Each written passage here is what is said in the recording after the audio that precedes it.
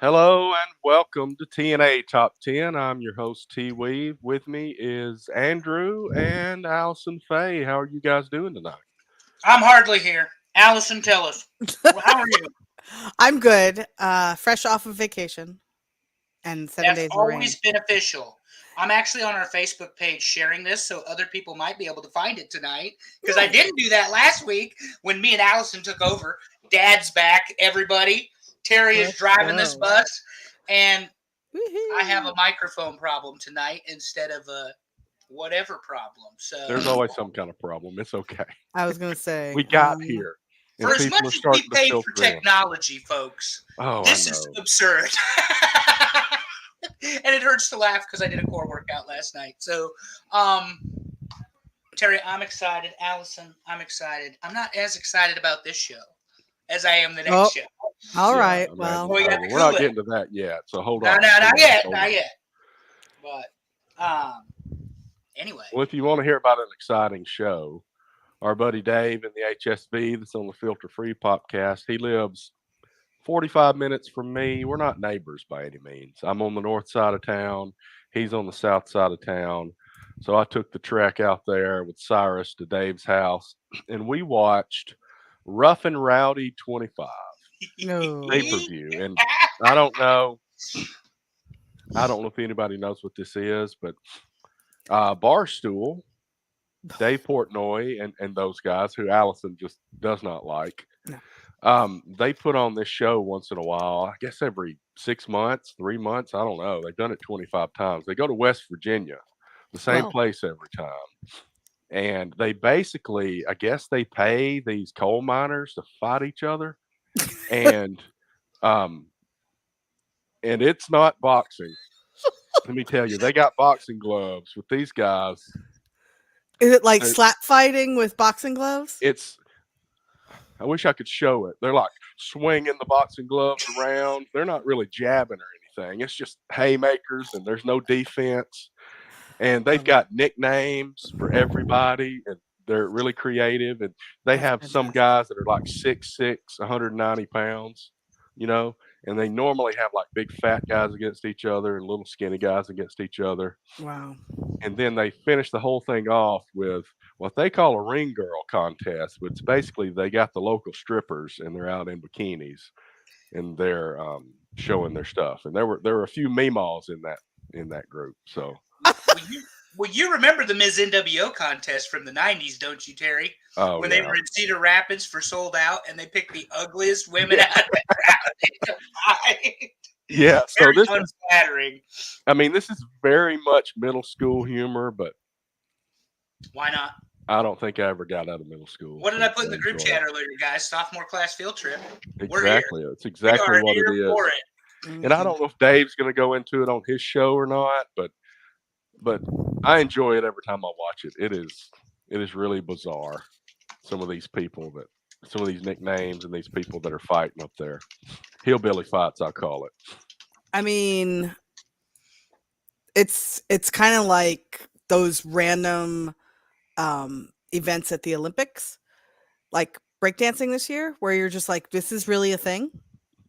Am I really watching this? You know, don't come You down and on the Ray Gun. executive, She's you awesome. and the executive pastor at church have both besmirched the wonderful art I of breakdancing. I didn't say it was bad. It was just it Some was of it was bad. really funny to watch because half of the I watched the women's Hmm. breakdancing yesterday, no, Friday, Hmm. and let's just say half of those women learned their breakdancing by watching Break Into Electric Boogaloo.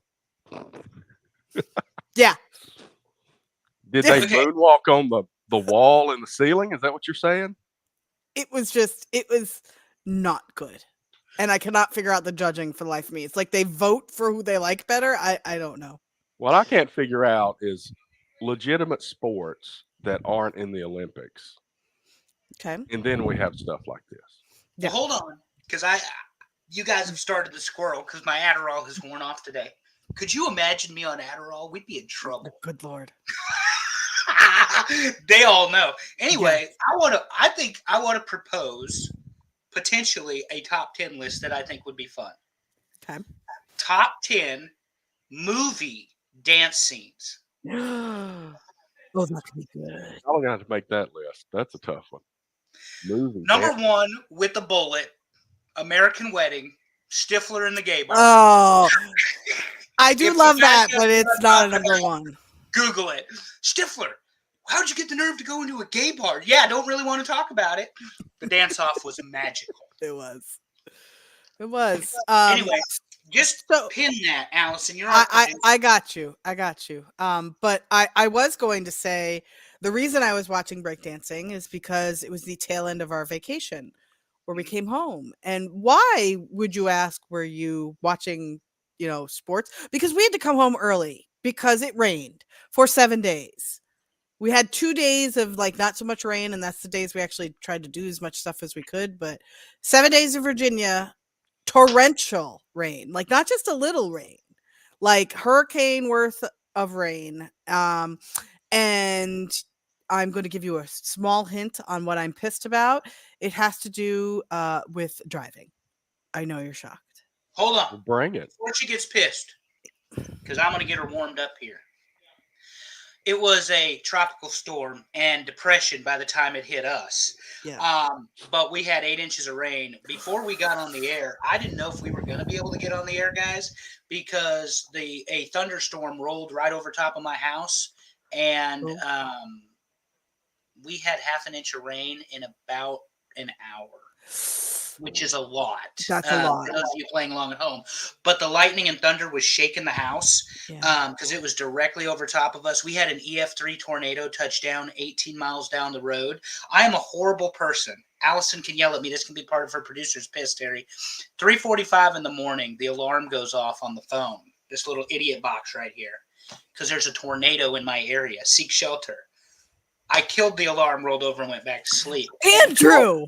20 minutes up the road, legitimately, Yeah. an EF3 tornado with 144 mile an hour clocked wind speed. What an idiot. What an idiot.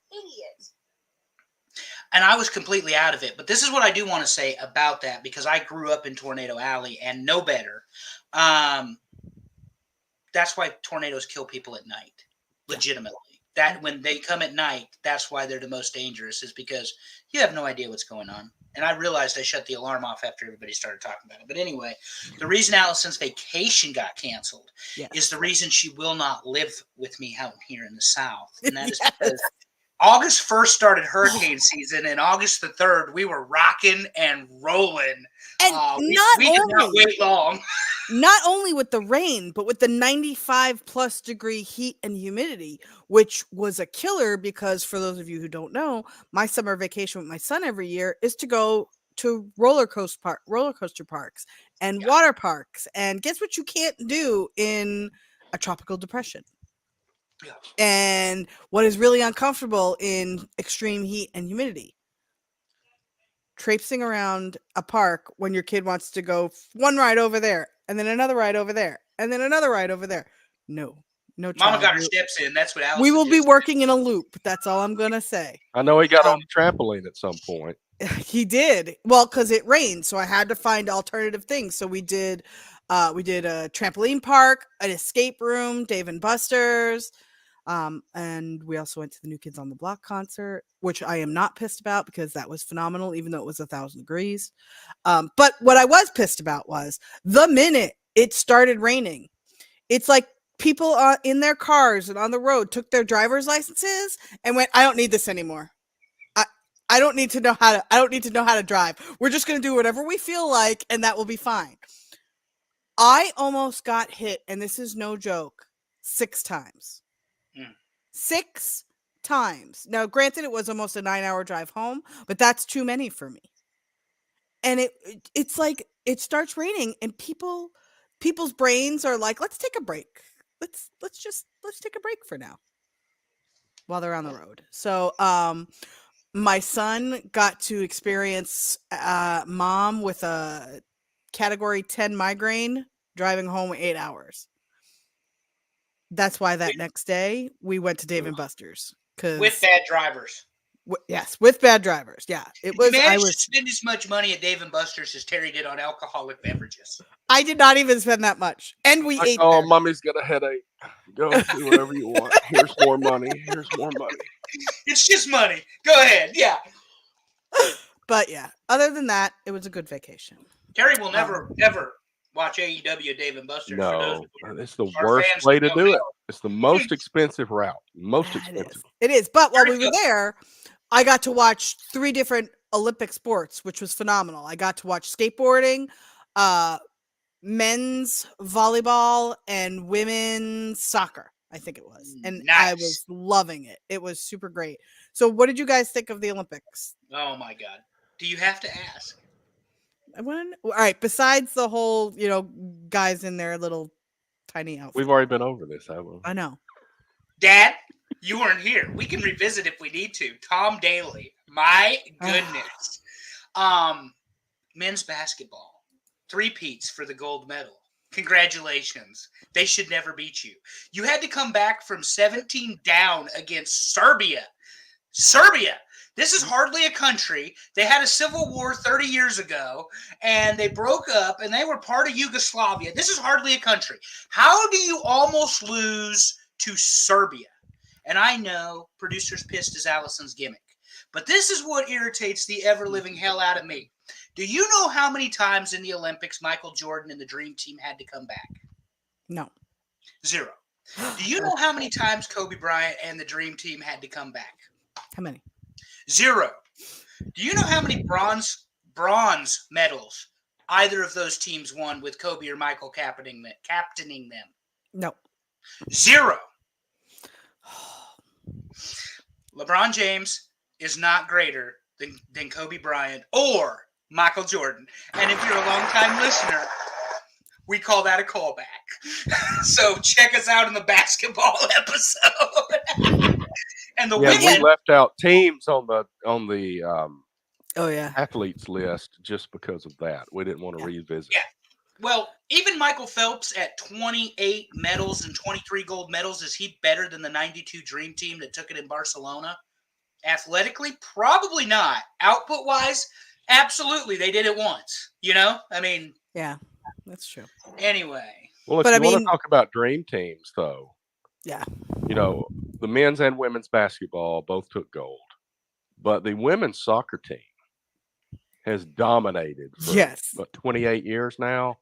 They've got gold medals in 96, 04, 08, 2012, and 2024. And 3 of those 5 golds were over Brazil, just like it was this year. So sorry, Brazil, we're better. But yeah, that was super impressive. And I think the total number, if I'm not wrong, is 40. Is winning. We won the medal count by over 40. Is that right? Yeah. Over 40 medals over They the had other over- countries. Yeah, the American team total, because Right. the gold medals they tied with China. Yeah. The American team total had Huge 100 number of silvers. Yeah. 122, Yeah. something like that. That's like insane. That's so great to see. And there were a lot of firsts this year too, which I thought was really great. We medaled in a couple of sports for the first time, so kind of excited. I thought I offended Coach Keith, and he's like No, the he's coolest all dude good. on the planet. He's all good. No, he was agreeing with you.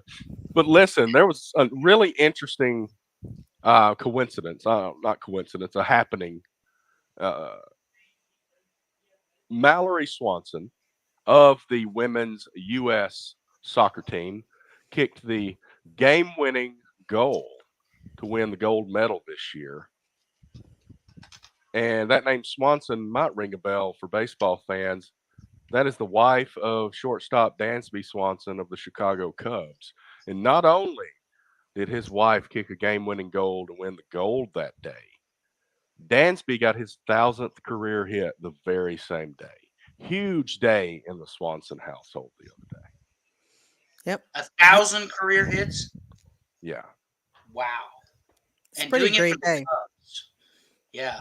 Well, he did a lot of it for the Braves, but That's why he knows, Allison. See, Terry There is you trying go. to shoehorn this into the segment Look. that we like to call the baseball. All right, go ahead and get your Yankee stuff out of the way. I'll get back and listen. Oh, we will. Yeah, we will, because the Yankees, sir, are the second team actually to 70. Baltimore did it just a few hours earlier than we did. Tied for the second best record in the NL or AL. Tied for the AL East. But we have Aaron Judge, and nobody else does. That's Current correct. statistics, Terry: 342 batting average, 42 home runs, 106 RBIs, 1.16 OPS, and he's on pace for 57 home runs and 144 RBIs. Clearly the front runner for the Triple Crown. Yes. I got to let her get her shit in because she's as big of a Yankees fan as I am. Today, though, so the Yankees, 6-4 in the last two. They have lost 2 makeup games. And I don't know how they've lost 2 makeup games, because they dominated the first of the doubleheader, and then they lose the second game of the doubleheader. And but today they go up 8-3. Then their relief pitcher gives up 3 runs. Then the closer gives up a run, and all of a sudden they win 8-7. But thanks to our Dominican guy, Terry, you know our Dominican guy. He's a Poppy, but he's not Big Poppy. That's Juan Soto. No. He's Dominican, I think. You know, Dominicans, when they swivel the hips and everything, the whole crowd gets pregnant, Terry. You remember that whole gimmick, don't you? Well, he swiveled his hips twice today and hit 2 home runs. Judge hit a home run. So What number is that for Judge? 42.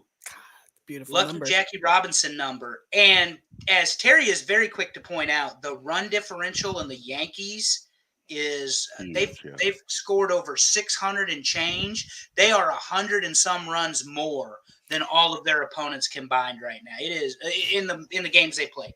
So because I saw that you put the Brewers on here, which we'll get to. I watched them light somebody up the other day. They scored 21 runs or 16 runs. It was very high.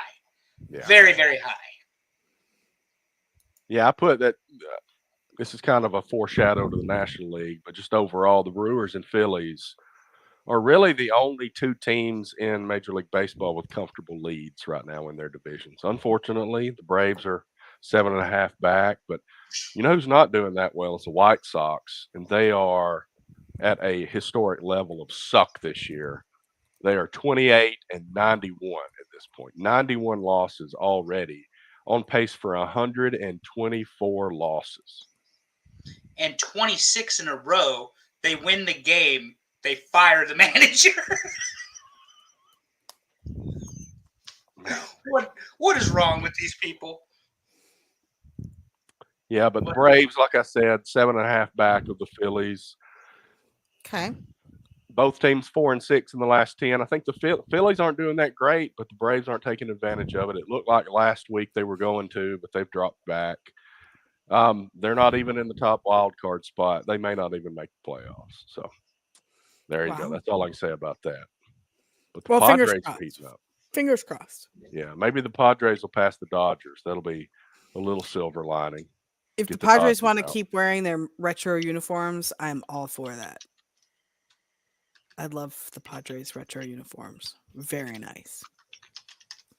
Just thought I'd throw that in there. They're doing great too. Anything else in baseball we care to talk about? I don't think so. No, you talked about you got the Brewers. I mean, that was the big thing, was just their offense just come alive. Let's move on to the big changes in wrestling. Woohoo! Oh yeah. The first one being that we lost the Taskmaster today. Yeah. Or not today. Not August today. 9th.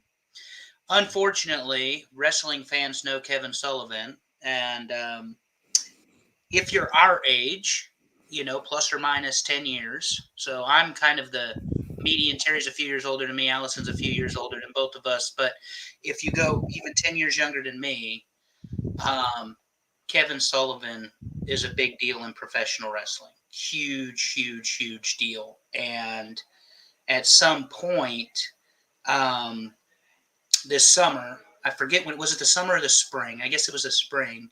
He got into an accident. He's had several surgeries. He had some sort of infections, and unfortunately, he's passed on. His body was not able to fight it off. But if you love professional wrestling, thank Kevin Sullivan. If you are our age and you love professional wrestling, thank Kevin Sullivan. Yeah, big loss. I mean, he's one of those guys. I was talking to somebody the other day.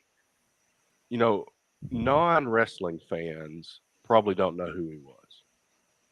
You got to be a wrestling fan to really know. But these are the guys that have done a lot of things in a lot of places. They played a lot of roles in a lot of different organizations. And these are the guys that are interesting to listen to. You know, it was great seeing him in Huntsville a while back. You know, I love hearing these older guys and hearing what it was like to be in these territories or booking meetings and that sort of thing. You know, we can listen to Hulk Hogan brag about himself all the time, but I don't give a crap about that. I want to hear somebody like Kevin Sullivan talk. So it's Yeah, that we miss, you know, it's sad that we lost him. I know, but I look at the bright side and look at, the fact that we did have that time with him and that was really great, learning from him and all of that. I mean, this is exactly the reason why we love people like Mr. Crockett. Like just the fact that they're willing to share what they know and connect with wrestling fans like us, that's pretty great. So he will be missed. One of my favorite things, because we were all there in Huntsville when he did his Q&A, and it was the precursor to the Taskmaster Talks, which of course ad-free shows did, was when he was talking about Hogan and the Dungeon of Doom. And he's like, well, brother, do you want to see him in 8 segments or do you want to see him in 1?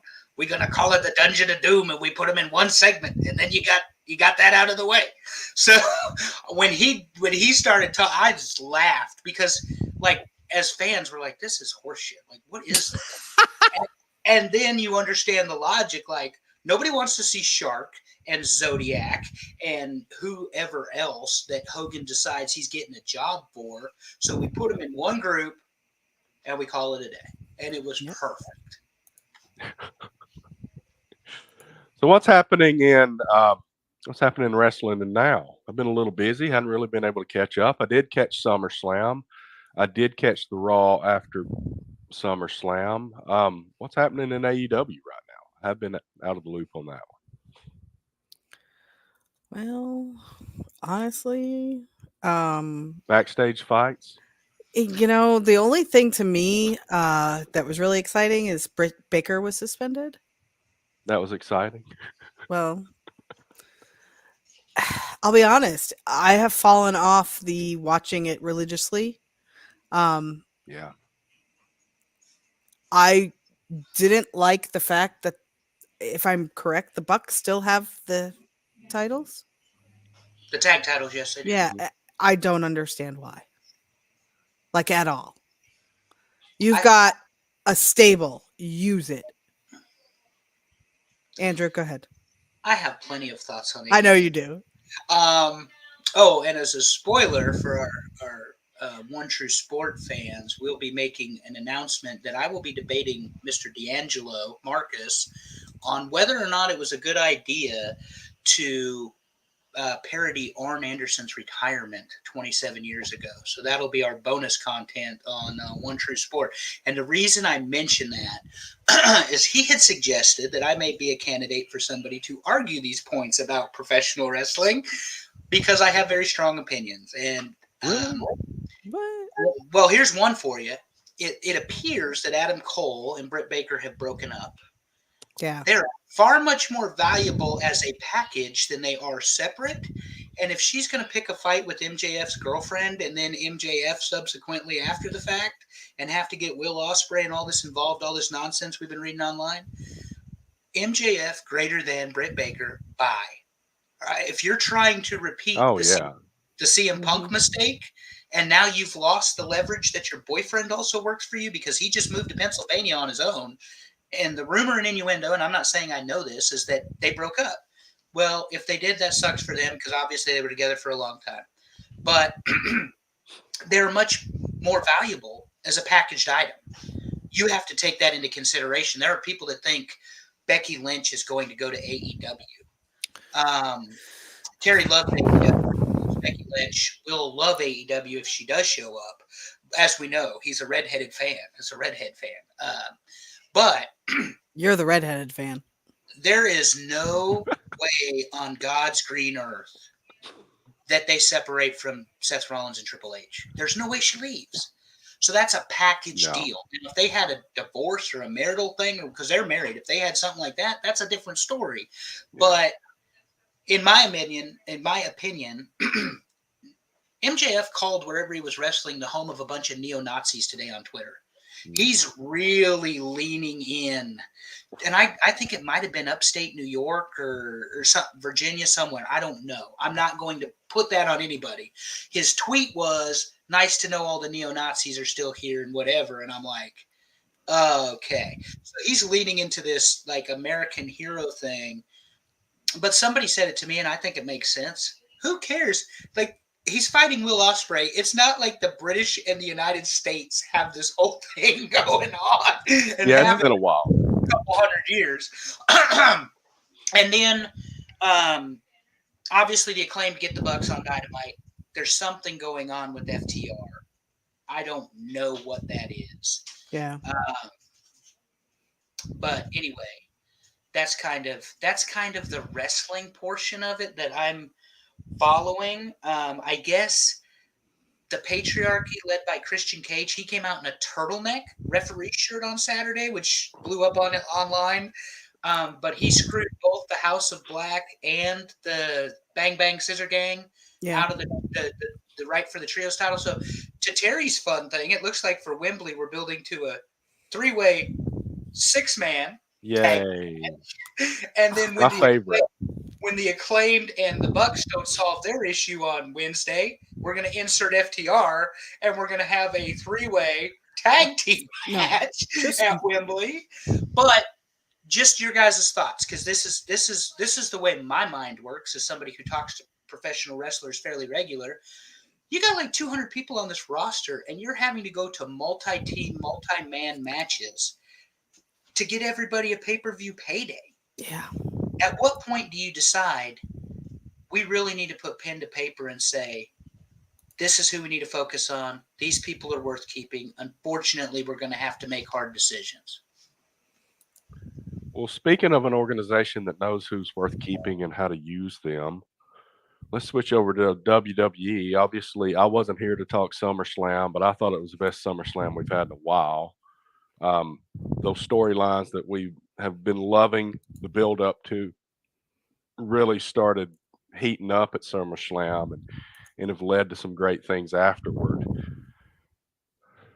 Judgment Day has multiple storylines going right now, and that's fantastic. And then we got the Bloodline thing. So what has happened this week since SummerSlam in the WWE that's exciting? Well, do you want to start with Raw, or do we want to talk about SmackDown? Can't see it. The one is up. We the ones. Roman is back, baby. Yes. The tribal chief, the original tribal chief, is back. And he destroyed the Gorillas of Destiny on Friday night, and Solo ran. That's Roman's. And then we get Kevin Owens and Cody Rhodes.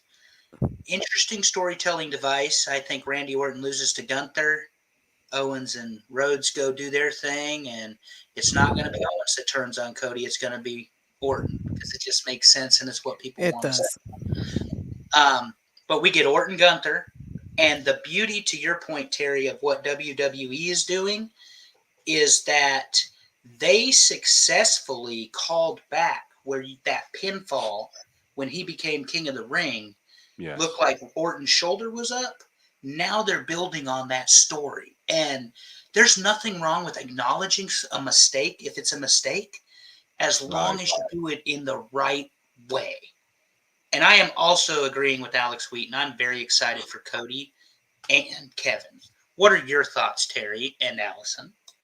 Well, so I agree with. I'll start out saying I agree with you there. I think WWE is good enough to know, they'll plan the small things like that mattering. But even if it's not the plan, if something like that happens, they know how to adjust to it and play that as part of the story. But I'm interested to see, based on the different threads of the Judgment Day unraveling, where that goes. Because, I mean, we've got Priest and Rhea, who are still kind of there as the central leads, supposedly, of this group that has imploded.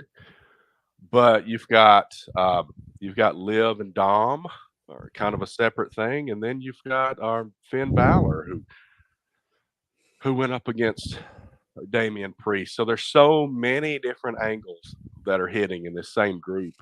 And I just wonder if that's going to just splinter in a bunch of different directions, or if some of those groups are going to come together. It'll be interesting to see moving forward. I think a missed opportunity on the last SmackDown or Raw, I don't remember which one, was having something with Jey Uso and Rhea Ripley. Right. I have seen like that. Is it me or did that storyline just die away? Just dropped, yeah. Right? And Yeah. I thought that could have been a great way to bring her back in, but now I guess I kind of understand with the whole she's gonna have Damian Priest to buddy up with, but They might be holding on to that one. that I'm kind of hoping because I love that kind of, like the screw you, now the two of us will be better than you. So Yeah, I they don't get know. in a hurry. Sometimes they'll hold on to No. it for a while. And that's okay. That's okay. As long as there's a payout, we're all happy. Spoken like a true gambler. Yeah. Yeah. Oh, I just need $100 more in here. Oh, Then I can gosh, make it no. explode. This pig's gonna explode. No, we're not doing the chickens. Damn chickens. Ah. Look how huge this chicken is. All right. So, anything else on the wrestling?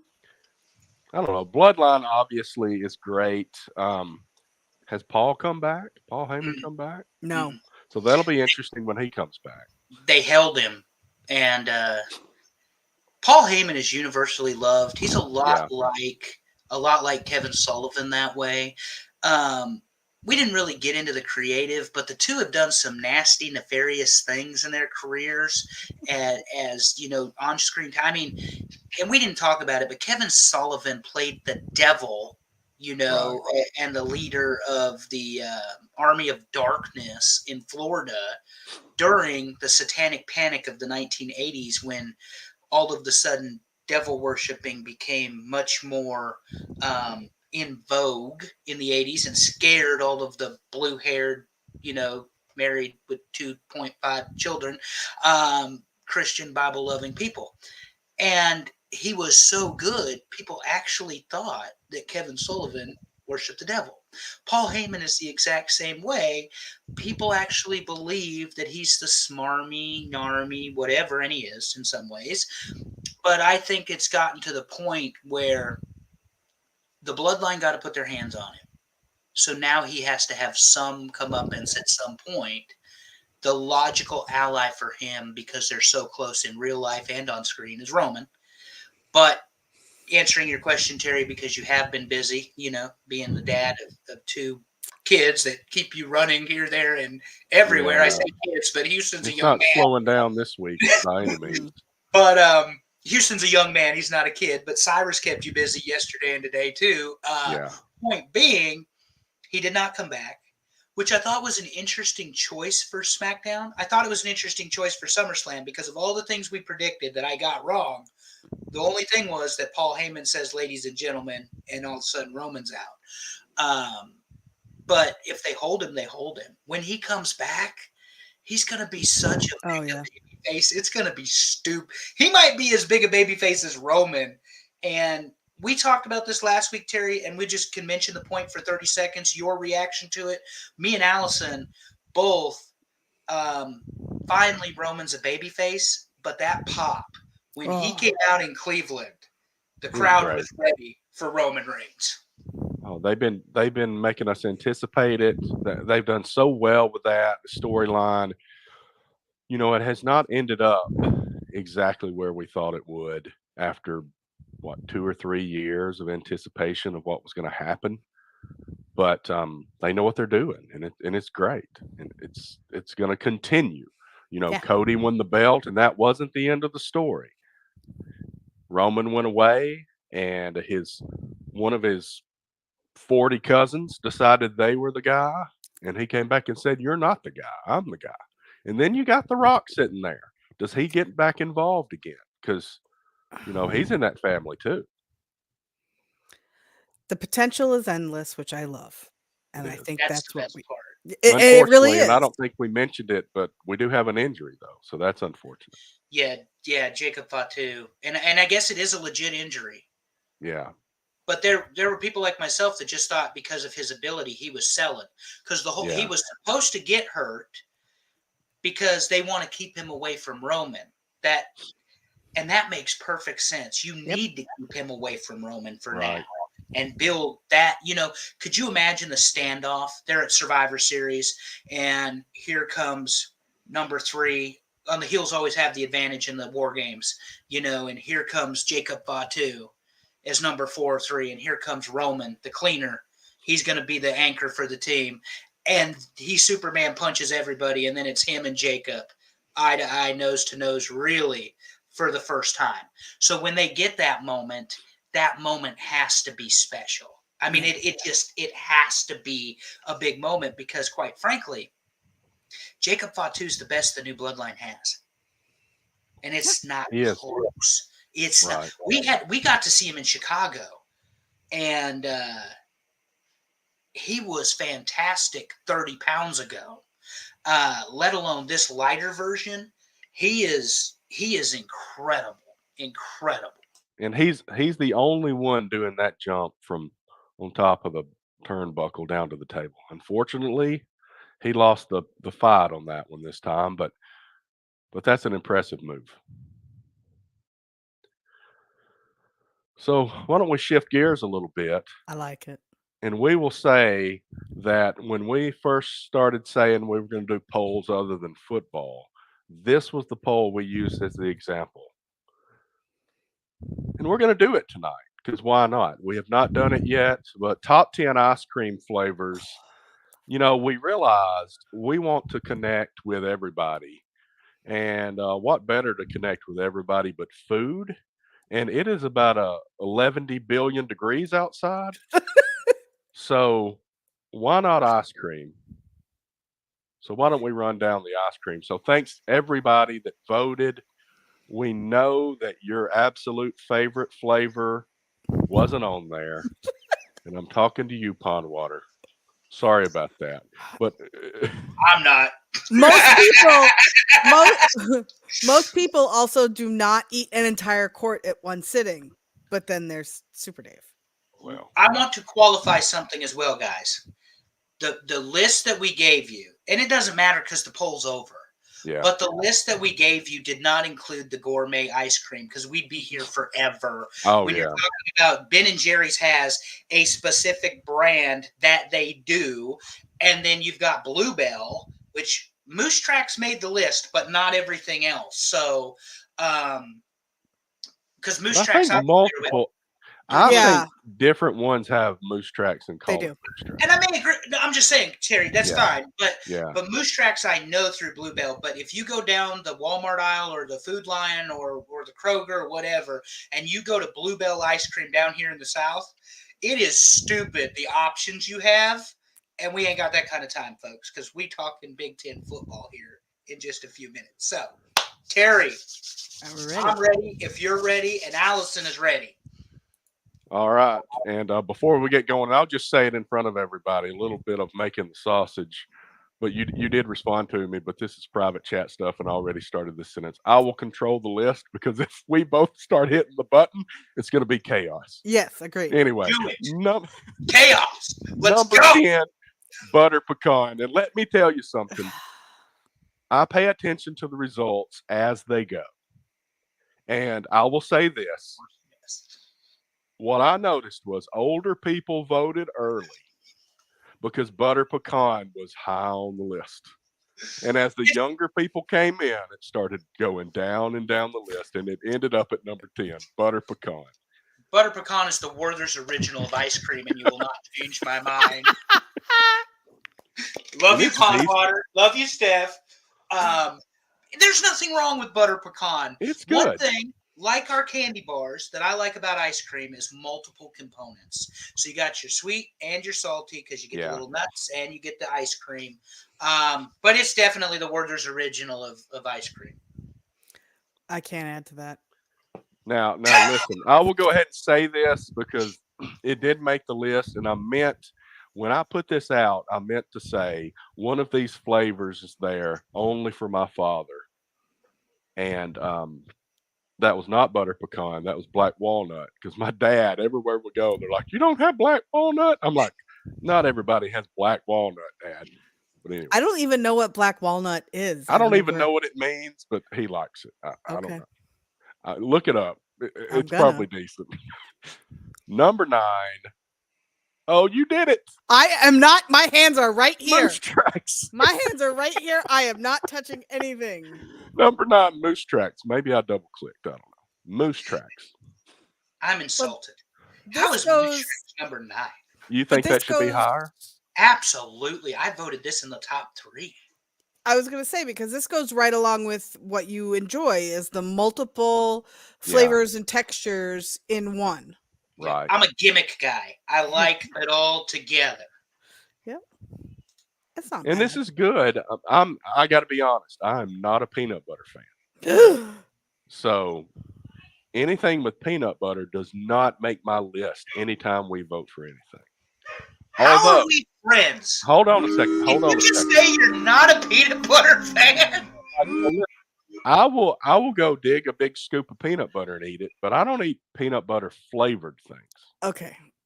I'm going to hold my comment because that's like sacrilegious, but let's just keep going. All right. I'll try to not double click. But anyway, and I sent you a video of peanut butter on a burger the other day. Hell yeah. Now that's good. I will say. Okay. I'm inconsistent. Shoot me. Okay. It's good on a burger. I don't like it in ice cream. Yeah, I know. Shame. Number 8, Neapolitan, which is, to me, the ice cream flavor for somebody that can't choose. Correct. But I've got a question for you. So there are multiple ways to eat Neapolitan. The picture I chose is 1 scoop of each, kind of just put in a bowl. Okay, you so you guys the other way. You scoop straight across. Okay, so that's the other thing. No, what I'm used to when I was a kid, we would get Neapolitan. I would just dig all the vanilla out and eat it. And leave the strawberry and chocolate for my brother and sister. And people like me hated you. Yeah. Imagine, Allison, if you will, that Terry was a vanilla ice cream guy. Dad is back, ladies and gentlemen. TNA Top 10 is hitting on all cylinders tonight. My audio or technical issues are back. Allison's pissed off. Terry is here with the most boring answer. First we got butter pecan. Now we got vanilla. I just picked the vanilla ice cream out of the Neapolitan. What the hell is wrong with you? I did not say vanilla's top of my list. It is the top of my list of these 3 choices.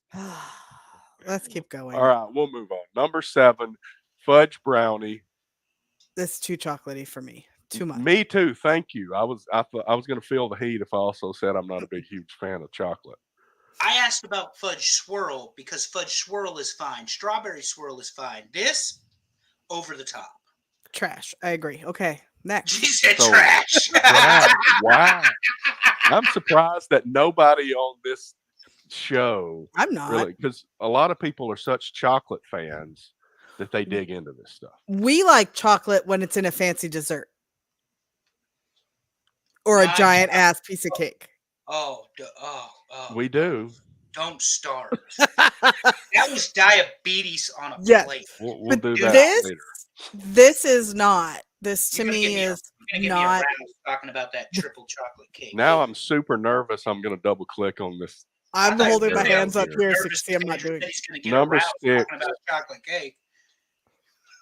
Cake batter, birthday Yeah. cake. This is my number 2. When It's I my want, number 2. when I don't even want to act like I'm older than 5 years old, this is the flavor I get. I'm a love it. sprinkle whore. I love sprinkles. I put sprinkles on everything. So to me, when you have a ice cream that has sprinkles in it, sold. And it tastes like cake batter, hell yeah. Oh, it's great. If I want cake batter, I'll eat a cake.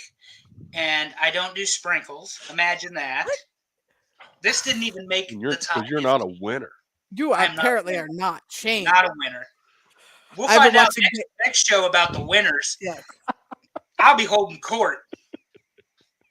And I'll be off camera. She's not going to stick around. Nope. I may be off camera for that one. Number 5, Get a drink. strawberry. And I Strawberry. think strawberry's good, but I Mhm. don't ever think I got to get me some strawberry ice cream. To be Never. fair, my brother used to be obsessed with strawberry ice cream. So there I can understand it. I can see it. It's fresh. To me, this is a summer ice cream. Like a real because Yeah. it doesn't weigh you down. You don't feel like it's overly sweet, and you got the fruit. If you've got a really good strawberry, you've got some fruit in it. So there's also strawberry cheesecake, which was on the list. Oh, Which do you prefer there, strawberry or strawberry cheesecake? Cheesecake in ice cream, is that a no, thing? I would rather have just the strawberry.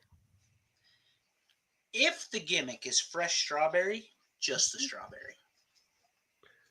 So I went to Cookout after a very successful date about a month ago, which I shared with you guys in the group chat. And I get to Cookout, and they still have 87 different flavors of shakes, and Of course they do. I picked strawberry. I am one of those people that will eat strawberry ice cream. This one was probably top 2 or 3 for me because Okay. I like strawberry ice cream. But I'm much more a Neapolitan guy because you can mix all of them together. Yep. There's something about, I don't know, mixing all those 3 together. I just couldn't do it. All right, Dad. All right, number 4, vanilla. Vanilla got pushed down a little bit. That's good. It did not win the thing, so I'm very happy about that. Okay. But vanilla's good. I like vanilla. It's the base for a lot of good ice creams to me. That's the only thing that saves it. Go ahead, Allison. No, so I agree. And I know that I raised an issue with both of you before this. And I said, Yeah. are we doing just vanilla? Are we doing vanilla bean? Are we doing French vanilla? Because my dad's favorite ice cream is vanilla. But I'll be honest, I think it's French vanilla. And I don't know the difference. I think it's more creamier, and vanilla bean is more vanilla-y. But And I then agree. Mayfield, I think, has snow cream, which is basically vanilla. Oh. Okay. So, ladies and gentlemen, my platonic life partner just informed you all that she's very bougie because there's a distinguish between the flavors of vanilla. Vanilla is boring and only belongs on as part of a dessert. It is not the feature. It is not the featured attraction. It is not the main event. It is just there. It So is it's- so basic that there is an actual saying Hmm. that if you are boring, you are vanilla. Terry's shirt is going to say "I am vanilla" coming very soon It to says TNA Macho Top Man. 10. What are you talking about? Where are your socks? Terry, tell us about your socks. Come on, that's not for today. No socks today. Number 3. Number 3, mint chocolate chip. How is my favorite down at number 3? I am very upset about this. Now, this is where I'm pulling back from before. I don't like it. My favorite. Toothpaste. No, you are so wrong because I'm They're gonna make wrong, but they say that. I'm gonna make this even worse for Terry.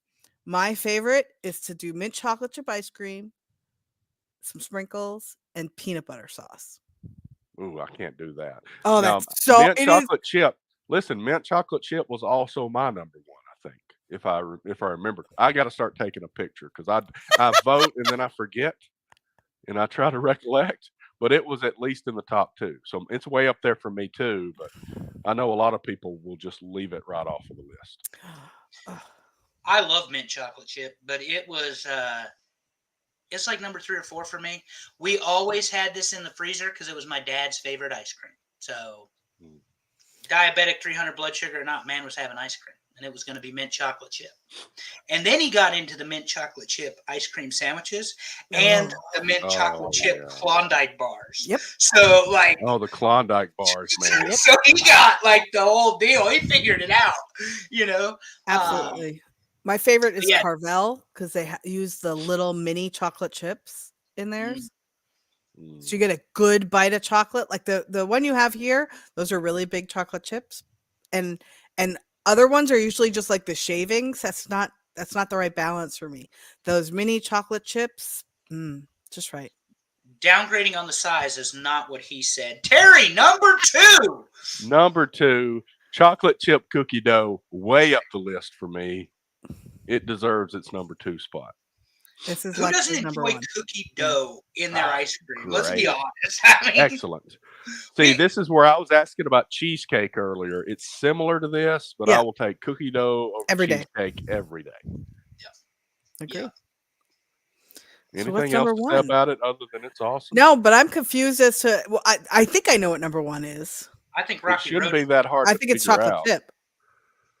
It shouldn't be that hard to figure out. Or Just chocolate. look at my headline.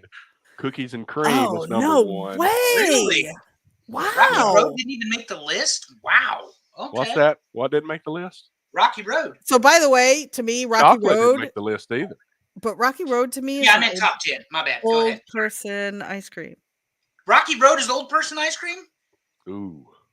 It's got chocolate covered peanuts in it. Who the frig eats chocolate covered peanuts? Nobody. Old people. Shame on I will you. say Cyrus, this was also, so Cyrus was the only person other than me that saw the results because he was the last person to vote before I closed it down. And then he saw the results and he said he's disappointed in cookies and cream being number 1. So shame on everybody for putting it up there, I guess. It was in my top 3. I will say that if you don't live in Alabama, you don't know this place, but there's a Jack's Hamburgers that's only in Alabama, and we got them all over the place, and they have Bluebell ice cream, and they'll make a milkshake out of the Bluebell ice cream, and they've got like 8 different flavors, and I always get cookies and cream. I like it.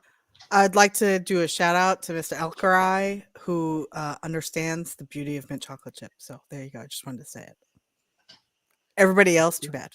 And thank you for joining us, James. We appreciate it very much. Yes. You know, you could do cookies and cream with mint Oreos. I've had that before at a fancy schmancy ice cream shop. It was very good.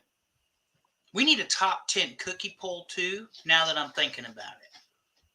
And ice cream brands. No, not brand. No, that's down the road. That's future. Along with a secretary who will write down all these items. Okay. So, all right. So let's run them down, the Terry. Producer and your dad. I have no responsibility here whatsoever. Terry runs the entire show. I'm just here for looks. Okay, I got to wait on this stupid thing to get out of the way. Anyway, the problems with which set of buttons you use. Anyway, top 10 ice cream flavors. Thanks to all the voters. We appreciate you, even though we do shit on your choices. Number 10, butter pecan. Number 9, Moose Tracks. Number 8, Neapolitan. That means you can't decide. Number 7, fudge brownie. Number 6, cake batter or birthday cake. Number 5, strawberry. Number 4, vanilla. Number 3, mint chocolate chip. Number 2, chocolate chip cookie dough. And number 1, ice cream flavor, according to our voters, cookies and cream. There you go. Thanks, All right. everybody. We very, very much appreciate it. All right. So that was a good list. Thanks, everybody, for voting. Like I said, why don't we warm them up for what's coming up on the RAM Network this week? What do we got going on? There's Dave with his comment. I knew it was coming. I was waiting for it. I didn't know that was even a thing. Mm-mm. I'm going to have to try it, I guess. Werther's original of ice cream. And the same as butter pecan. And it's true because I believe it, and this is our show. On the RAM Network, Terry, the boys at Filter Free Popcast, that's Dave, Timmy, TJ, will be covering August 1991. Rick James, yes, that one, kidnaps a girl. Paul Brown passed away. Gary Oldman gets a DUI, and their deep cut, or deep dive as they like to call it, is a failed coup d'etat in the Soviet Union. Actually, it's not the Soviet Union at the time. It's the Commonwealth of Independent States, also known as Mother Russia, and we are inside of 120 days from the fall of the empire, Christmas Day, 1991. Okay, Talking wrestling. so let me You're get up. on that one because I got one Go ahead. more ice cream comment before we move along. My favorite part of the discussion when Dave Miller went to vote, when he first complained about pecans, pralines, and cream not being on the list. You said what you just now said, that it was the same thing as butter pecan. And he said, no, it's not, because my wife likes butter pecan and I get this instead. That was their household. What a great house. Butter pecan and pralines. If you visit Mississippi, bring your own fucking ice cream. That's what I heard. Hey, I'll eat what you got, Dave. Don't listen to this guy. Oh. Anyway, talking wrestling this week. This is a pretty interesting to me because they've got Gil Culkin and Steve Starr, promoters of Legacy Championship Wrestling. And Dave pointed out to us, Culkin broke away from Bill Watts in the late 70s and early 80s. So this is a guy that's been around and done a lot of good stuff that's interesting. So I'm sure that discussion is going to be fantastic on Talking Wrestling this week. They're all well prepared. Amy, Justin, Dave. Yep. If Amy shows up on time. All wrestling fans. And they've had some guests that were misses. This one will not be, I don't think. So I am not on with Medusa this week. She's traveling, so I will get to catch it live. And I look forward to it. Awesome. So what's happening on Generations?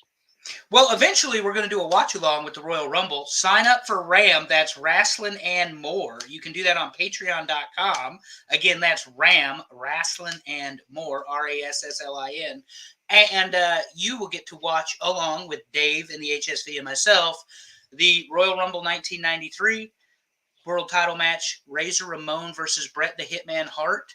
30-man Royal Rumble. Did not mention this the last time. It is the first time that the winner of the Royal Rumble earns the world title shot at WrestleMania officially.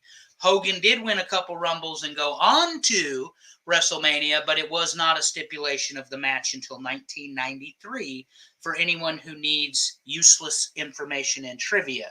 And then our buddy Dave Terry, world-class flashback, him and Timmy C, guess what? The Von Erichs and the Freebirds are still fighting.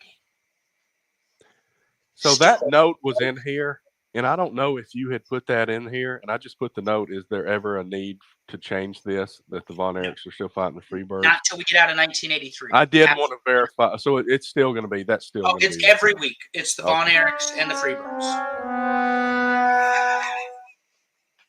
Hey, love you, Dave. The show, don't listen to these guys. Oh. You know we have a good time though with him because he's so easy to get wound up over the damn Von Erichs. All you have to do, he's like the original. What's the guy's name? Joe Hendry. You say Joe Hendry's name and he's appeared.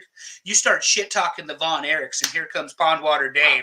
Spray can, ladder ready. He's going to have every insult to be able to call you and somehow successfully defend the nepotism of world-class championship wrestling.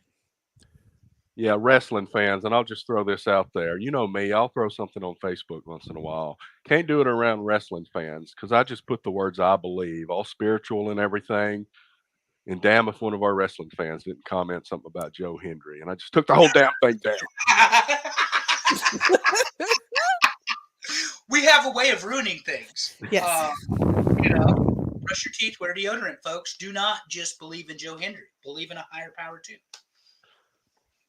All right. Yeah. So that's what's coming up on the RAM Network. I have not decided who is the third episode of I Was There, but it will not be as lengthy a delay between the first and second episodes. I am traveling this week. I will be back to record next weekend, but I give up on saying I'm not going to have a busy week. There's always something. So I'm traveling for a couple of days and coming back. I can't really plan for much pretty soon, but I'll get on that pretty soon. So um, I Sweet. don't know. We'll see what that is. Any closing thoughts before we wrap this one up and take a short break before we let Andrew go on a monologue for an hour? It's a soliloquy, sir, not a monologue. Okay. And let's get it right. We have class around here, you know. No, but we do certainly appreciate everybody voting. We do not know what the fun poll will be next week. We do know on the football poll we are going to rank the top 10 preseason teams, but we're not there yet. Terry, we'll talk about ideas because you'll be out of town. We probably need to get the logistics figured out pretty quick. We do. But, yeah. Ladies and gentlemen, we appreciate your participation as always. This show doesn't work without as much fun as we have picking on Palmwater Dave. He knows we love him. It doesn't work without you all. We have a much better time, much better show, much better experience with all of you, and we hope you are having as much fun as we are. So thank you all very much. We appreciate it. Sorry, I'm typing you guys something in the private chat so we don't screw up our transition. Can I read it out loud? Yeah. I missed out half the words because I tried to type it quick. Anyway, thanks everybody for coming. We got a decent number tonight coming to watch us. Thanks for everybody that voted. It's a little bit of a struggle to make sure that we get the links out for people to vote. We're looking into better ways to do that. Because honestly, a guy at work said, I've been watching your show. Where do I go to vote? And I'm like, oh, well, I guess that is a problem. We need to make sure it's out there. So that is kind of if you're not following us, how do we make sure that you see it? And also, that is kind of a difficult thing. Not to cut Terry off, also to mention it, if anybody knows how, please DM the show account or me. I'm at 30-Year Fan on X. Allison is at Allison Faye. Terry's at TWeave79. Facebook hates that we put polls up, but so many of our friends and people are connected to us on Facebook. So Facebook keeps removing our polls because they say it's clickbait or it's what was it? It's we wanted more likes. Yeah, we're wanting more likes or it's deceptive. I think that actually is the word deceptive. All we want is you guys to vote. So if you see a poll up, please click the link and vote in it because we want it to be fun and we want to participate. I just wanted to put that out there, Terry. If anybody knows how to avoid the Facebook nonsense, please just let one of us know. Please. And thank you. All right. Anything to wrap it up, Allison? I'll bring her home. All I want to say is spoil your kids while you can, because at some point they won't want to be around you. So while they still like you, spoil the shit out of them. Have a good time with them. Just enjoy your kids. All right. If that's it, thanks everybody for coming. We really appreciate it. And as always, love your people. Tell them you love them. Make it weird. And if you're staying for the second show, we're going to take a short break and we'll see you in a minute. Have a good week, everybody. Bye.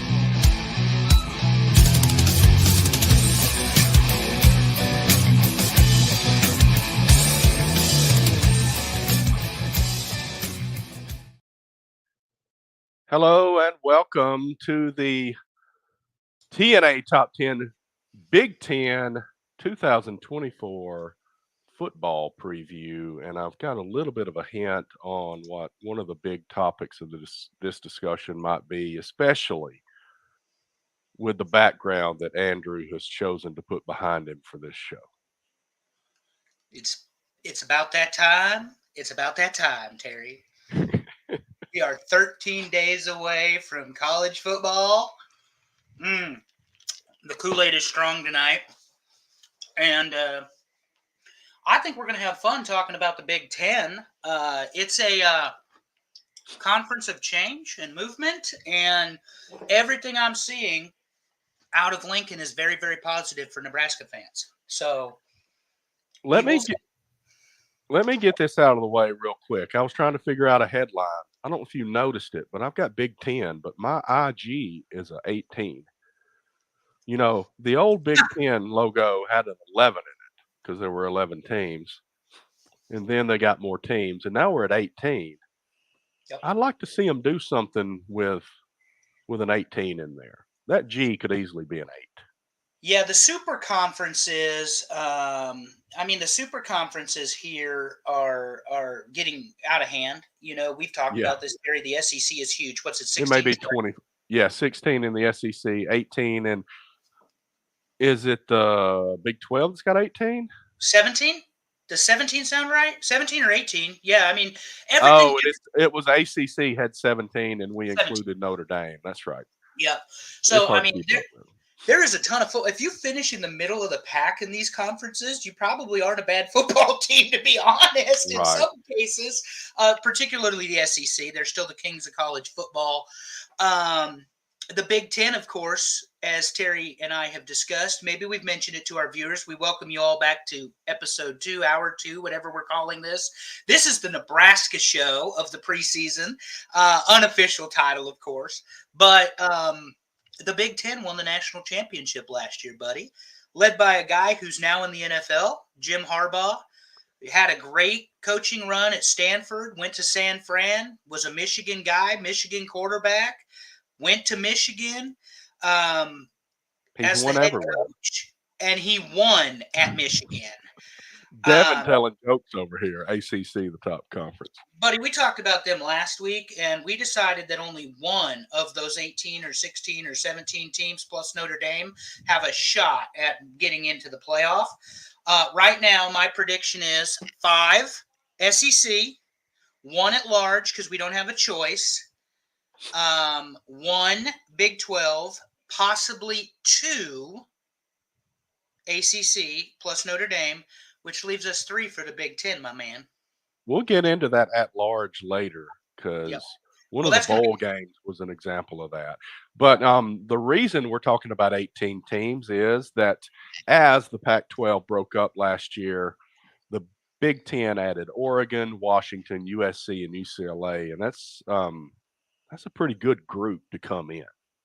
And I've got a lot of comments about some Big Ten teams that might not be ready for that much competition. I got some thoughts. I have some serious thoughts, and I can't wait to get into it as we rank this. But, so when you bring in Oregon and Washington, obviously very good football teams last year, but the landscape has certainly changed. You are entering a conference that last year produced 5 of the top 15 defenses in the country. Ohio State, Michigan, Penn State, Nebraska, and Iowa. Okay, and Nebraska went 5-7, as everybody who's ever listened to this show knows when I got on my high horse last year about all of the losing they did. And the turnover machine, Jeff Sims, that quarterback. But hopefully we've rectified that. We'll get there. Point being, this is a little bit different conference than the Pac-12, which is still in existence technically, isn't it, Terry? Don't they have like 2 teams in the Pac-12? Those 2 teams own all the logos and all that, but I don't know. I guess they're just kind of playing independent this year, and they've kind of partnered up with the Mountain West, to the best of my knowledge. So they're doing kind of a Notre Dame kind of deal with the Mountain West. Yeah, and it's all good, but eventually it'll go away. But Yeah, so when you're bringing them in, and then additionally you're adding UCLA and USC. Okay, UCLA was a lot better ad before Chip Kelly became the OC at Ohio State. Yeah. And I'm just going to say it. UCLA was a much better football team with Chip Kelly as the head coach. They got a lot of production. Offensively, he is always going to be fun, and I don't want to spoil our preview, but this is the architect of the 90-second offense. This is the guy that you have 40 seconds of game clock, and he's snapping the ball at 23 on average. And of course, this is the guy that Terry's team took down with the help of Superman back in 2010, led by Chip Kelly in Oregon. Yeah, they tested the scoreboard with a 23-20 score, or what, 22-19 or something like that. Yeah, it was like 22 to powerful 19. offenses. But all one of us with thought a field goal at the end. But everybody in the nation predicted that as a shootout, Terry, that was going to test how many light bulbs were working that night. And that's kind of what the Pac-12 is. But, just to kind of wrap up this conversation, UCLA doesn't look to me as sexy of an addition to the Big Ten without Chip Kelly at head coach. And the only reason I'm talking about Chip Kelly is to your point, to my point. Chip Kelly is now the offensive coordinator for one of the best teams in college football, let alone this conference, at Ohio State. Yes, I said it, and I was complimentary of the Buckeyes. But when the man that is the head coach is like 59-8, yeah, you got to respect what he's done. Right. I mean, that's going to be a pretty good pair there, because Ohio State's just rolling. How much do we want to dig into the Michigan thing right now? Okay, just briefly, let's talk about it. Michigan, because I know we've got 18 teams to get through, and you're just waiting for my soliloquy that I've been preparing for the better half. No, my favorite part of the whole show is going to be the bottom 8. Oh, yeah. I just love stepping on the necks. Yeah, that's fine. I don't care. That's not the reason I said that. But no, and it's cool if they are, because I have comments and I don't really have a soliloquy. Michigan. This is the funny thing to me about Michigan. 60 text messages, 7 servers. They've got him as a repeat offender. Moore is the current head coach who was the OC last year under Harbaugh. Harbaugh's banned for 4 years now from ever coaching in NCAA. Right. But Michigan cares so much about what the NCAA says. Jim Harbaugh is the honorary captain of the first game at the University of Michigan. I can't even get it out because it's so funny, but they don't care. And I told you last year at the end of the season when all this started to break, the NCAA will take that national championship. I don't now think they've got the power to do it. Yeah, because they got a lot of irons in the fire with all of the different lawsuits and everything else going on. But 10 years ago, the NCAA would have already taken that national title from Michigan. Yeah, they're losing all their power in football. I mean, give us 2 to 3 years, they may not be a factor in the big time college football. So we'll see. I mean, we may end up having 2 conferences in 3 years. It's getting silly because, like you say, if they break the ACC, which, Devin, if you didn't catch it, check us last week. We talked a lot about Florida State and Clemson maybe finding a door. And if they find a door, that just opens a way for everybody else to leave the ACC. Certainly, please check it out. But from that standpoint, Terry, it's college football, for the lack of a better way to say it, is officially the wild, wild west. We are paying players, which we'll get into because I have dollar figures for my guys. And you are bringing in truly all-star level coaching. Chip Kelly's been in the NFL. Chip Kelly was at Oregon. I mean, he's a very successful coach, and he's the OC of the Ohio State Buckeyes. And I don't think that can be understated when we get to Ohio State, because I'm sure they're number 1 on this list. What a big deal that is for them coming off of last year.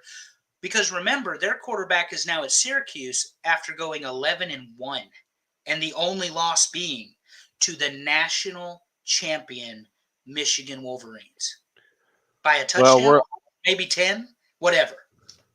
Well, we're a long way from number 1. Why don't we start it out with one of my favorite parts, the bottom 8? Yeah, this is the fun. And no, part. Nebraska is not in the bottom 8. My successful campaigning has worked, Terry. Somebody's listening, whether they should or not. We will get to the underrated, overrated at the end, and maybe we'll bring them up again. Probably.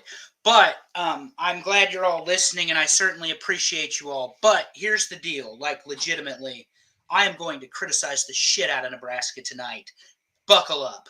But so let me run it down for the people that are only listening. This is hard right here, Terry. Is. Go ahead. It is. So we got Illinois, Indiana, Michigan State, who's got their own crap to deal with, Minnesota, Northwestern, Purdue, Rutgers, and UCLA, the only of the 4 new teams from the Pac-12 that found themselves outside the top 10. Yeah. And the thing is, like we talked about UCLA, I'll just keep my comments brief. You add to them as you want. Chip Kelly at UCLA is a big deal. Yeah. I'm not exactly sure who their head coach is, but he is not Chip Kelly caliber. And he got a lot out of that offense last year, Chip Kelly did. And it probably got him the job, because here's the thing. He was safe. We talked about hot seats. He was safe last year and chose to take a, quote, lesser position in the coaching order to go be a coordinator at Ohio State. Now, is the head coach at UCLA greater than the assistant head coach / offensive coordinator at Ohio State? Yeah, probably not. Not in football anyway. But he's not the head coach. He's not making the calls. So that's why, to me, UCLA goes in this list. You go ahead. UCLA. Well, to me, it seemed like there was a little bit of rumors of the end of his time at UCLA early in the season last year, and they improved. So he said, okay, well, I'm out of here anyway. Well, and the other thing is, and this cannot be understated, you've heard me say it 3 weeks in a row, guys, if you've listened to us, the transfer portal has drastically changed the makeup of these football teams because the minute Chip Kelly left UCLA, the transfer portal opened. And that allowed every player in the country, or on the team, to seek opportunity elsewhere. And that will be a trend that we see continue as the years go on. All right, Rutgers, coached by Greg Schiano, former defensive coordinator at Ohio State. This is his second time around at Rutgers. Gritty team, pretty physical, good on defense. I do know Nebraska drew them before the big one against Ohio State, but they got him in Lincoln, so that's an advantage to the Huskers. Schiano's going to play teams tough. These guys hung with Ohio State for 3 quarters last year, and then, it was over. But Rutgers is not – you run into that problem. Is Rutgers a destination for a football player? It's not. Not at all. And that Rutgers, obviously, Terry's in New Jersey. There's a lot of other options in the Northeast if that's kind of where you want to play, other than Rutgers to play football. Yeah, but I mean, if you want to play for Schiano, and he did his first time there, they were pretty good. They have good, he got a lot out of his players, and maybe he sells some guys on that. And that's one of the things I say about coaches like Greg Schiano is that despite the resources, because Rutgers does not, make no mistake about it, Rutgers does not have the resources in football that the Penn State has in their area, that an Ohio State has, that a Michigan has, that a Nebraska has. They don't have the money. They don't have the resources allocated or dedicated to their football program. He gets winning seasons out of them. And that's, they'll keep him around as long as he wants to coach, unless he does something really stupid and gets fired. Like scandalous. It's got to be scandalous. Why don't we move on to the teams that the people did like, and we'll go to number 10, and that is Wisconsin. So in 2023, headed by Luke Fickell, quarterback was Tanner Mordecai. They went 7-6, 5-4 in the conference, and ended it with a loss to LSU in the ReliaQuest Bowl. This year, they grabbed Tyler Van Dyke from Miami, and they've got about half their offensive and defensive starters coming back. Fickle's a good coach, good pedigree. He was under Jim Tressel. He ended up being the head coach at Ohio State for a year before they brought in Urban. He went on to Cincinnati, of course, where he enjoyed very good success in that particular conference as the Bearcats. And then he is now at Wisconsin following the firing of Christ, I believe it was, Paul Christ. So anyway, Fickle, this is his second year, I want to say. Maybe, yeah, second year. I think this is his second year. He's got to get his players. He's got to get his team. In last year, Wisconsin was not that imposing running game, barge attack that you saw under the now Illinois head coach Belima, and that you saw under Paul Christ, where they'd put 9 offensive linemen, the quarterback and the running back, running over people, and it just 400 yards running it up on people. Yeah. Nebraska blew the opportunity to beat them in Camp Randall. I will say this: Camp Randall, like Morgantown, is on the list of future football games for me to go to, because that place is loud. When they play jump around in the fourth quarter, and then the stadium starts shaking. I mean, they are a football team that will be formidable. This is a team that you circle on your calendar because they're going to give you everything they got. Now, how does Tyler Van Dyke fit into this new scheme that Fickle has? I'm not exactly sure, because I didn't really see him do that well at Miami. We joked about Miami and their failings last week with Dave and the HSV, which was a lot of fun. But for me, Wisconsin, they are very much like Nebraska in that they were so close in a lot of these games, and they just blew it. They absolutely blew it. Yeah, I think, we've talked about this in the SEC, but there's that second level of teams, and I think Wisconsin's part of that second level in the Big Ten, and there's quite a few teams there in that second level. And I kind of like Wisconsin at number 10, especially with the number of teams that are at the top now. Yep. It'll be interesting to see where they go with Tyler Van Dyke at quarterback. Yeah, very interesting. All right, number 9, Maryland, coached by Mike Locksley. Talia Tagovailoa, no longer there at quarterback. Billy Edwards Jr., I understand, to be the starting quarterback this year. He did start the bowl game, the win against Auburn in the Music City Bowl. Last year they were 8-5, 4-5 in conference, and they returned 4 offensive starters and 6 on defense. And before we get too far, these starter counts, just a general estimate. Because what is a starter these days in some positions, right? But I try to be consistent where I get these numbers. So those are the numbers I saw for Maryland. Right. So they got, quite a bit coming back on defense, especially. And Mike Locksley is a good coach. And Maryland's a team that plays with the big boys, hasn't really picked them off, but they're in that second level, just like Wisconsin.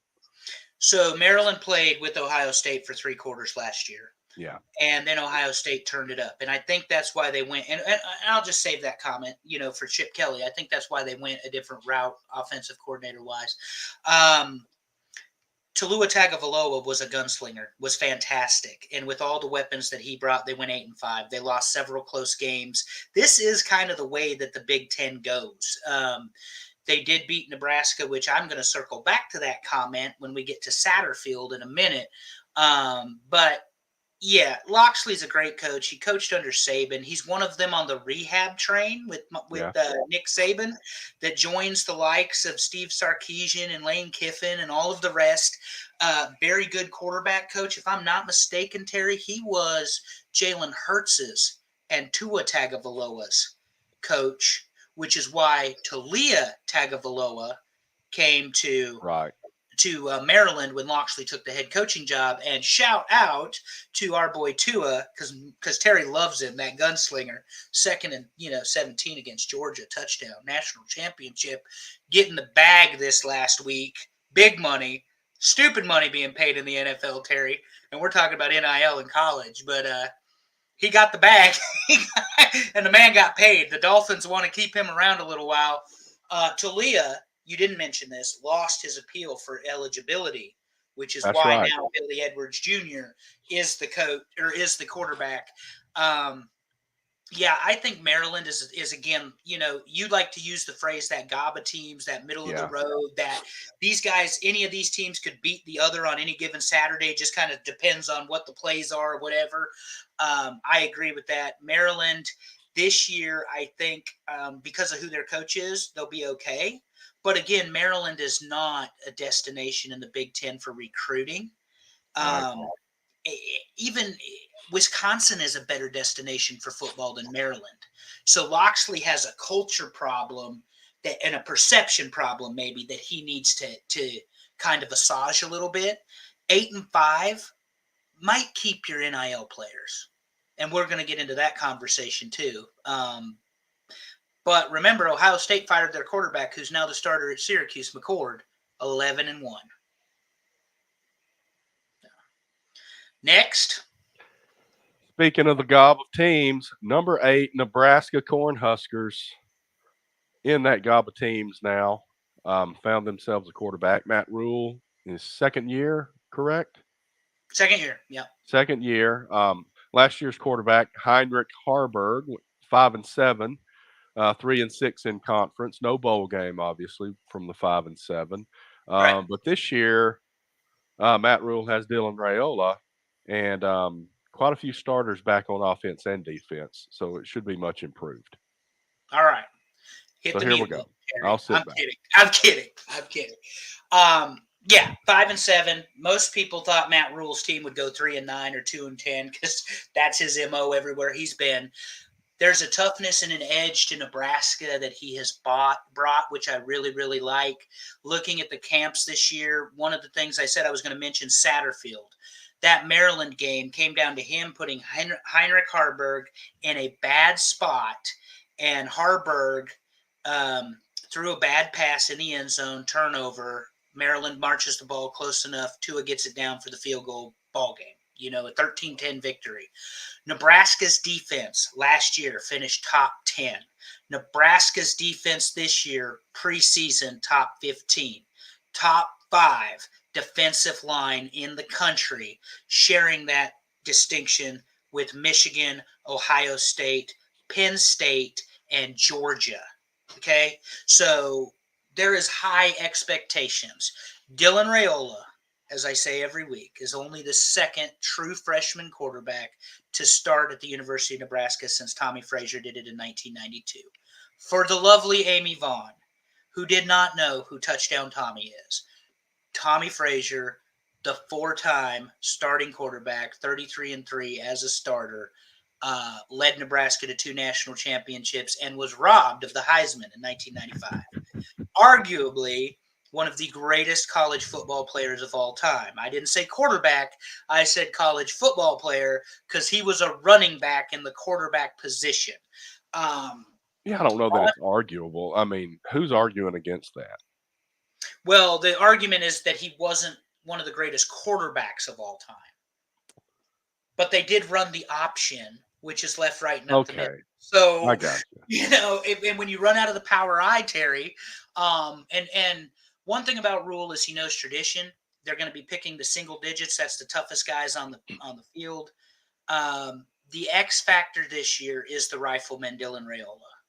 He has got a pedigree, a natural ability about him that Nebraska flipped him from Georgia.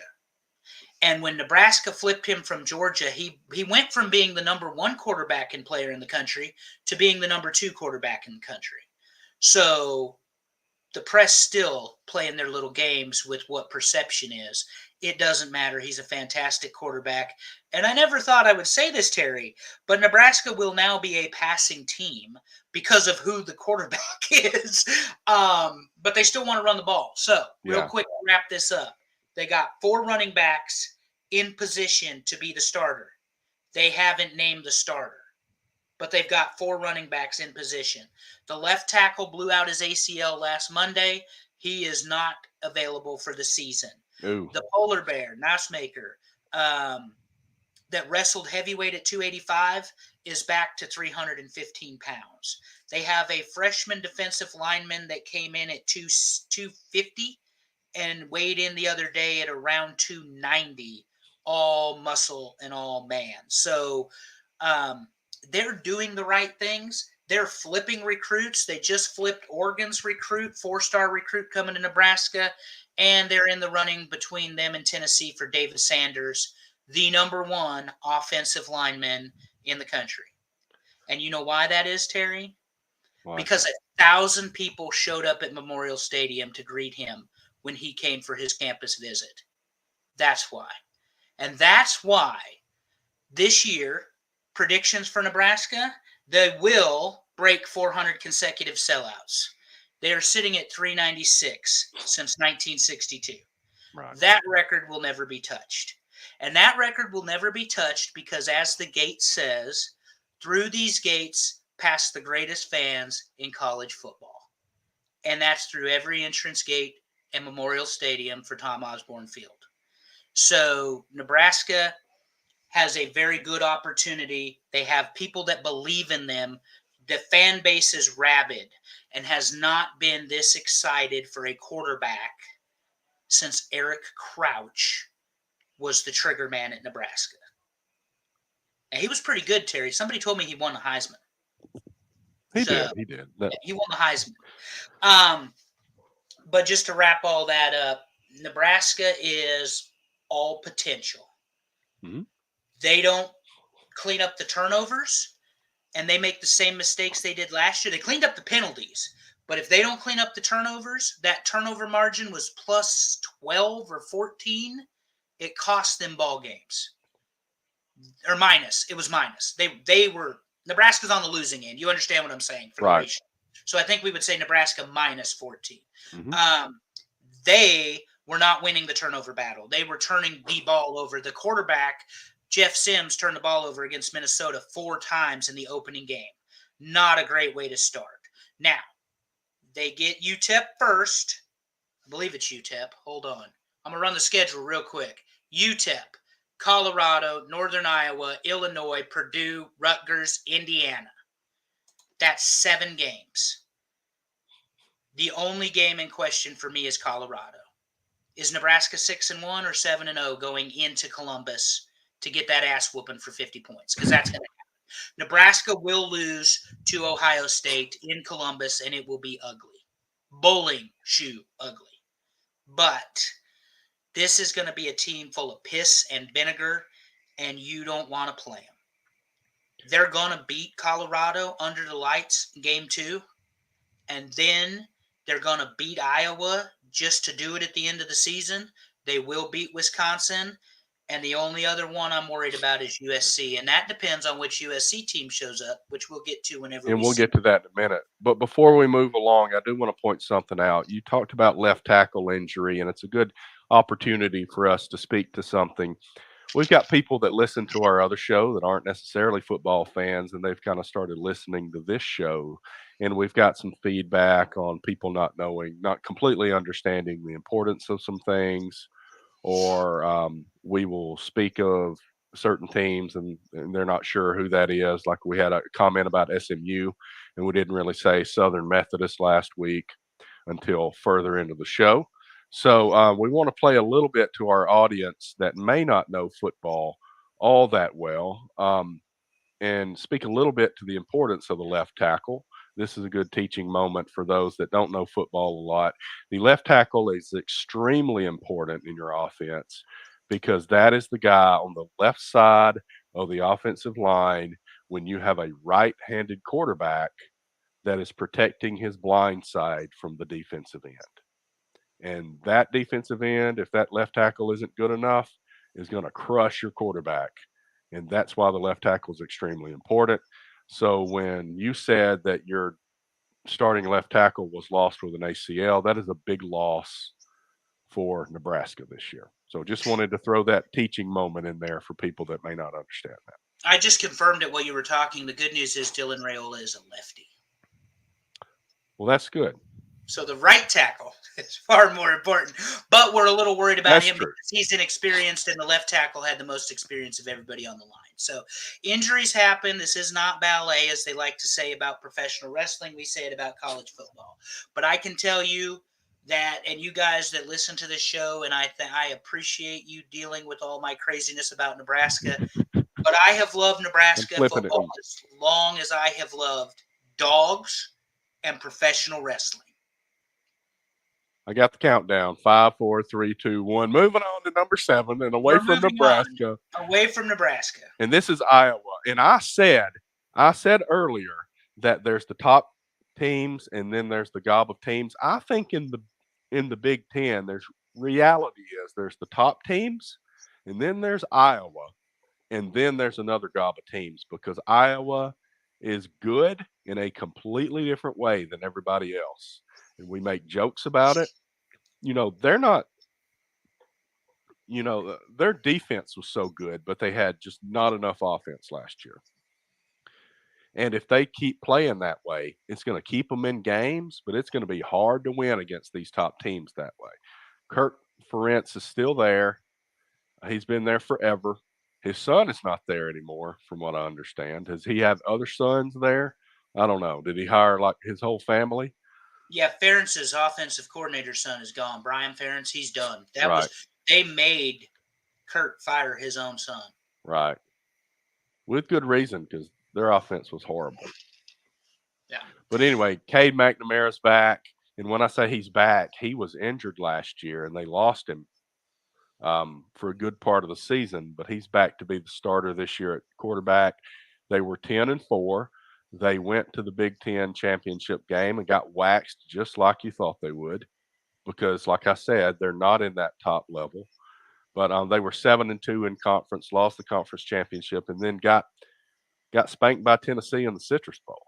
It was the same kind of thing. They couldn't have any offense. They couldn't have enough offense to play with Tennessee. No, and the problem is for Iowa, two things, Terry. Number one, if you get up 14 points, it's about a runaway. Yeah. As long as you don't turn the ball over, because Iowa cannot score. Cade McNamara apparently had an awful live scrimmage this past week. Fumble, interception, sacks, not good. So the rust might be there. From an injury, that happens. We'll get into the predictions and where I classify Iowa soon enough. Right. But they do have a lot of guys coming back. According to the numbers I saw, 9 on offense, 8 on defense. But as somebody said before, I believe it may have been Cole Kublik saying the entire offensive line's back. He's like, well, they sucked last year, so why is that a good thing? Right. Yeah, and that's the bad thing is, like, especially with Iowa, they are grinded out tough. This is a top 15 defense all day long. They like to run the ball. They like to grind you down. They like like Novocaine and alcohol. Eventually, it's going to work. The problem is, like we saw in Tennessee, the Tennessee Citrus Bowl. Tennessee jumped up to a big lead, and there was no return for Iowa. Once Michigan in that Big Ten championship game was up 3 scores, I turned the channel because the game was over. When you've got the number one defense in Michigan, playing Iowa, which was like the number 2 or 3 defense in the conference, it won't going to happen. It won't good. So anyway,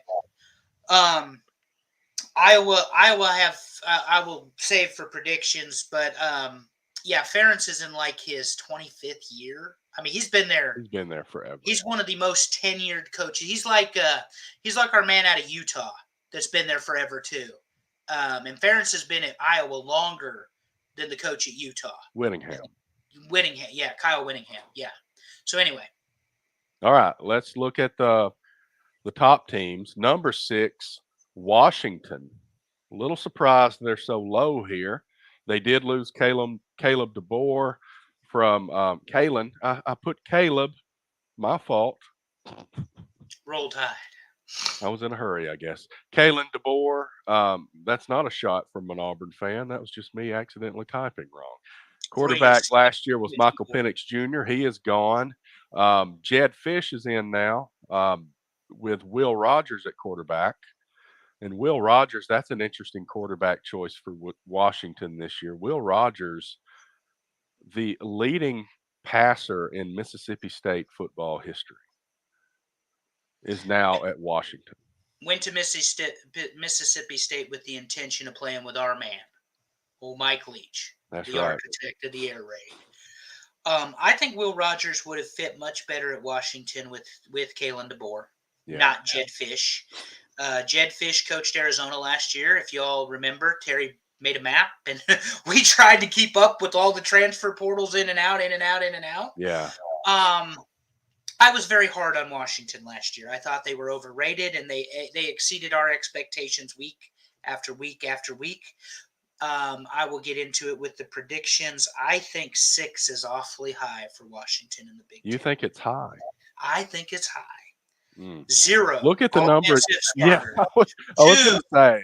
Defensive starters. And this ain't the Pac-12, baby. This is the Big Ten, where you're going to face 5 of the best defenses in the country. So I will say this. I did not run this down at the beginning, but 14-1 overall last year, 9-0 in the Pac-12, and lost the national championship game to the national champions, Michigan. And here's the thing. Their quarterback and all 4 receivers are NFL players. Yeah. So when Terry says that there's no offensive starters returning, it's because they're all playing on Sunday. Right. You would have thought there would have been a left guard or something. They were that good, though, is my point. And speaking of, Terry, because you said line, and let's just mention it here to frame the arguments properly, they have no starters returning, and they were considered to have one of the best offensive lines in the country last year based on Penix's ability to complete and throw the ball. So no sacks, no negative plays, that sort of thing is what I'm getting at. And Michael Penix Jr. was a beast, and I don't know that Will Rogers will be. But we'll see. The only thing to caution about Will Rogers is this his 3rd offense or 2nd offense in the last 3 years? I think it's... Did he stick around for Zach Arnett there at Mississippi State? He was there, but I think there was some disagreement. I think he thought one thing was going to happen. I think that he stayed with the idea that the offense was going to stay the same, and then they changed it. Right. Okay. If I remember correctly. That sounds right. But my point is, this is the 3rd offensive scheme in as many years that he's going to have to learn. Yeah. And that matters. That matters. It does. So, top 5 of 18, Terry. Let's hit it. All right. Let's look at number 5, and I will correct the spelling of that before I put it out on YouTube. You better. Lincoln Riley's USC Trojans.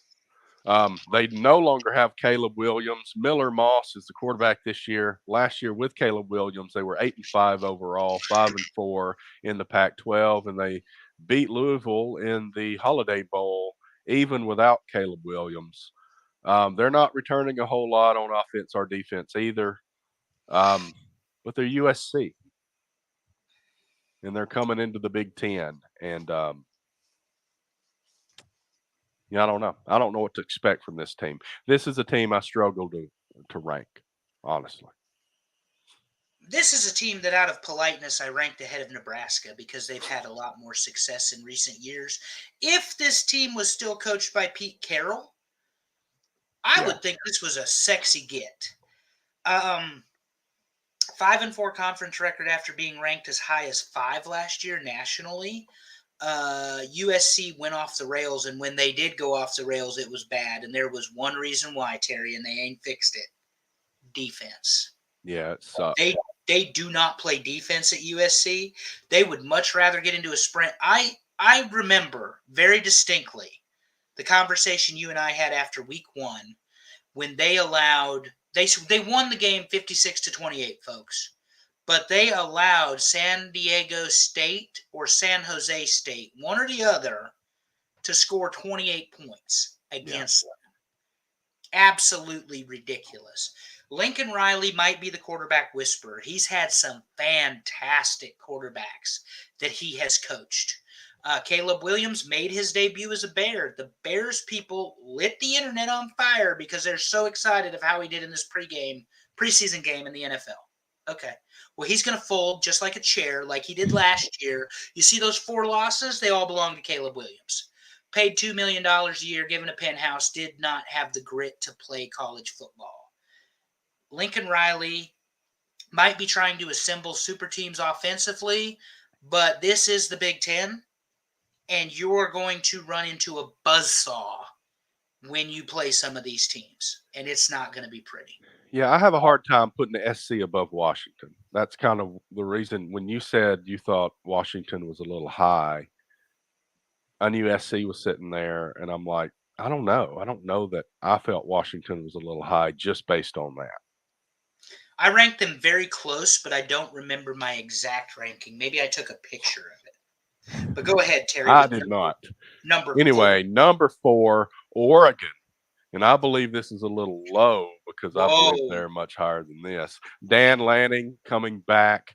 He no longer has Bo Nix, but he does have Dylan Gabriel, which is a very interesting combination for Oregon. 12-2 last year. Both losses were to Washington.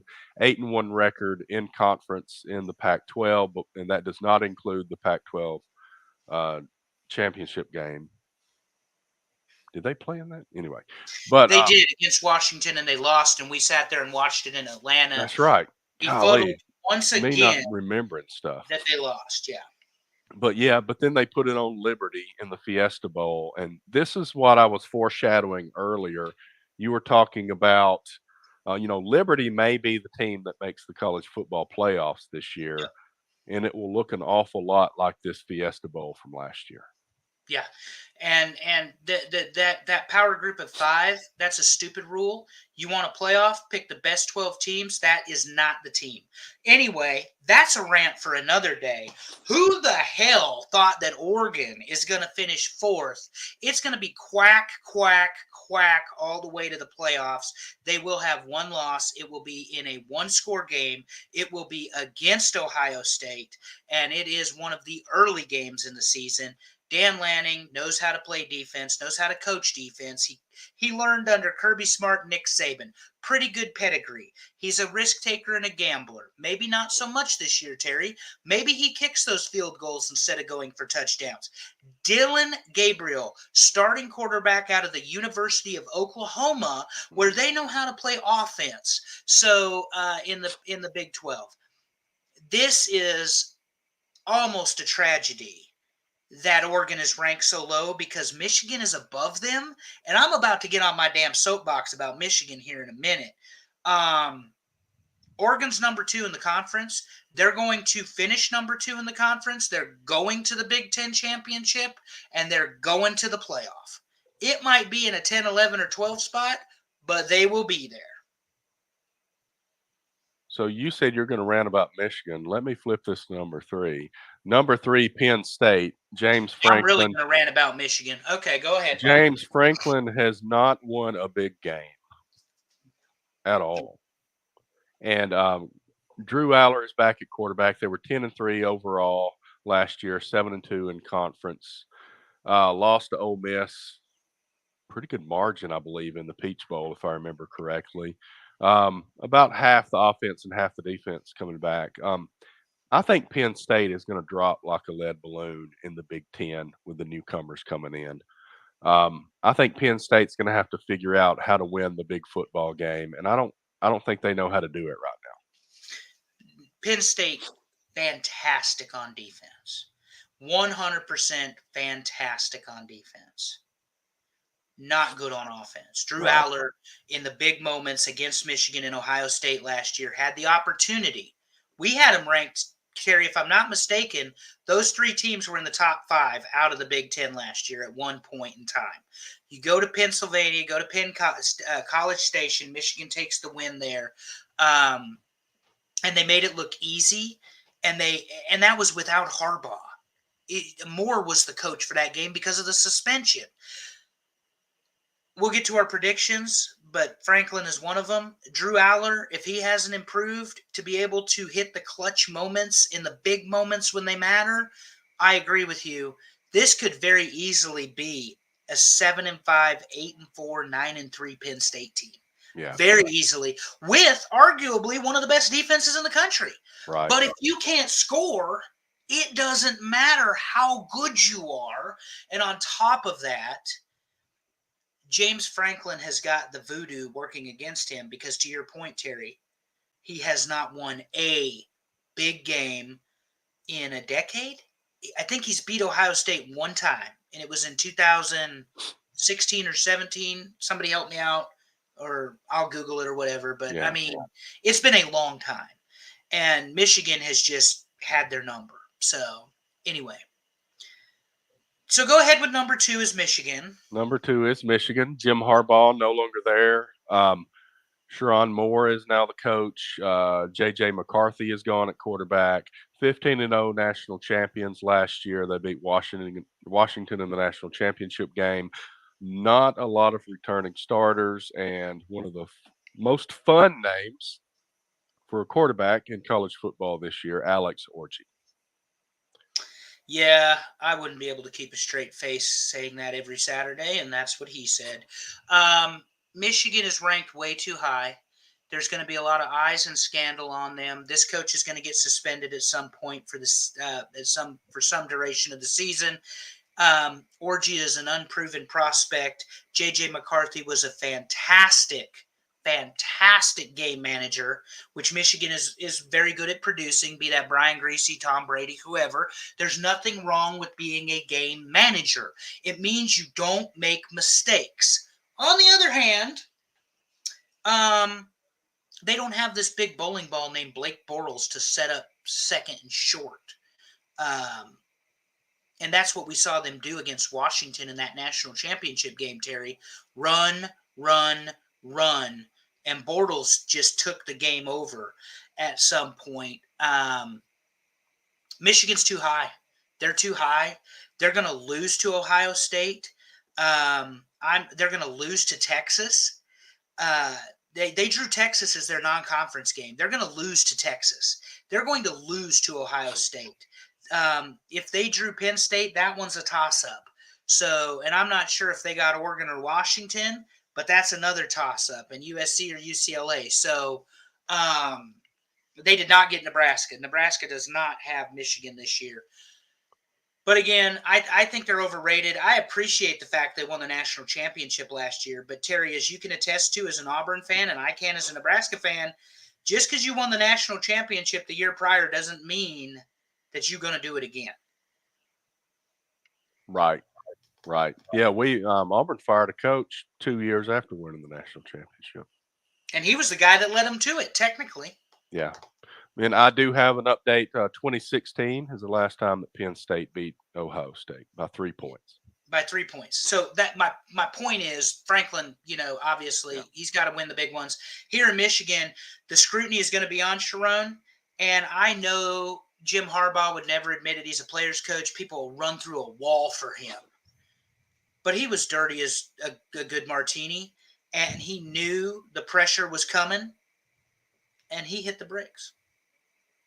All right, well, let's talk Ohio State because they are number 1 as we expected. Ryan Day is still sitting at the top, but he's also got Chip Kelly with him now.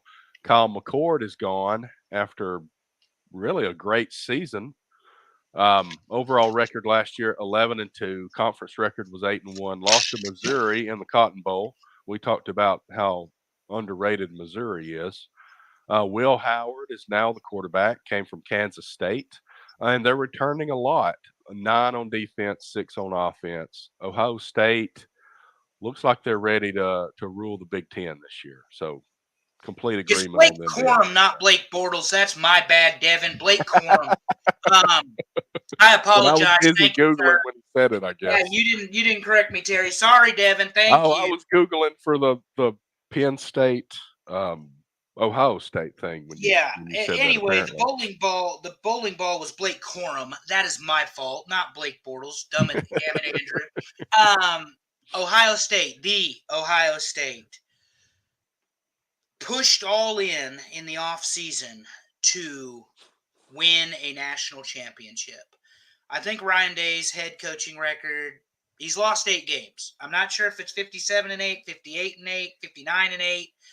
He's not 160, but he has only lost 8 games in his tenure at Ohio State following the Urban Meyer experiment there in Columbus. Ohio State, as much as I dislike them for what they did to Touchdown Tommy in 95, will never forgive them, is the team to beat in the Big Ten. This isn't even a question. There isn't a doubt. If you want to play championship football in the Big Ten and you want to represent the Big Ten, the road is running through Columbus. Ryan Day brought in Chip Kelly because they don't have the offensive firepower last year that they needed. McCord, as I jokingly said, got fired and he went 11-1.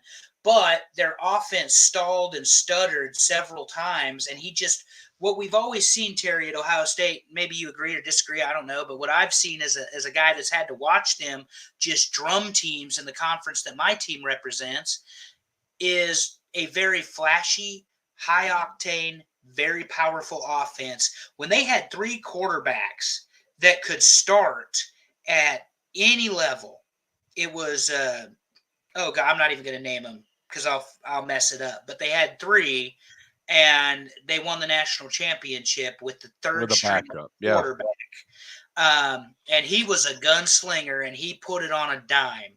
That's the type of talent that we are so used to seeing at Ohio State.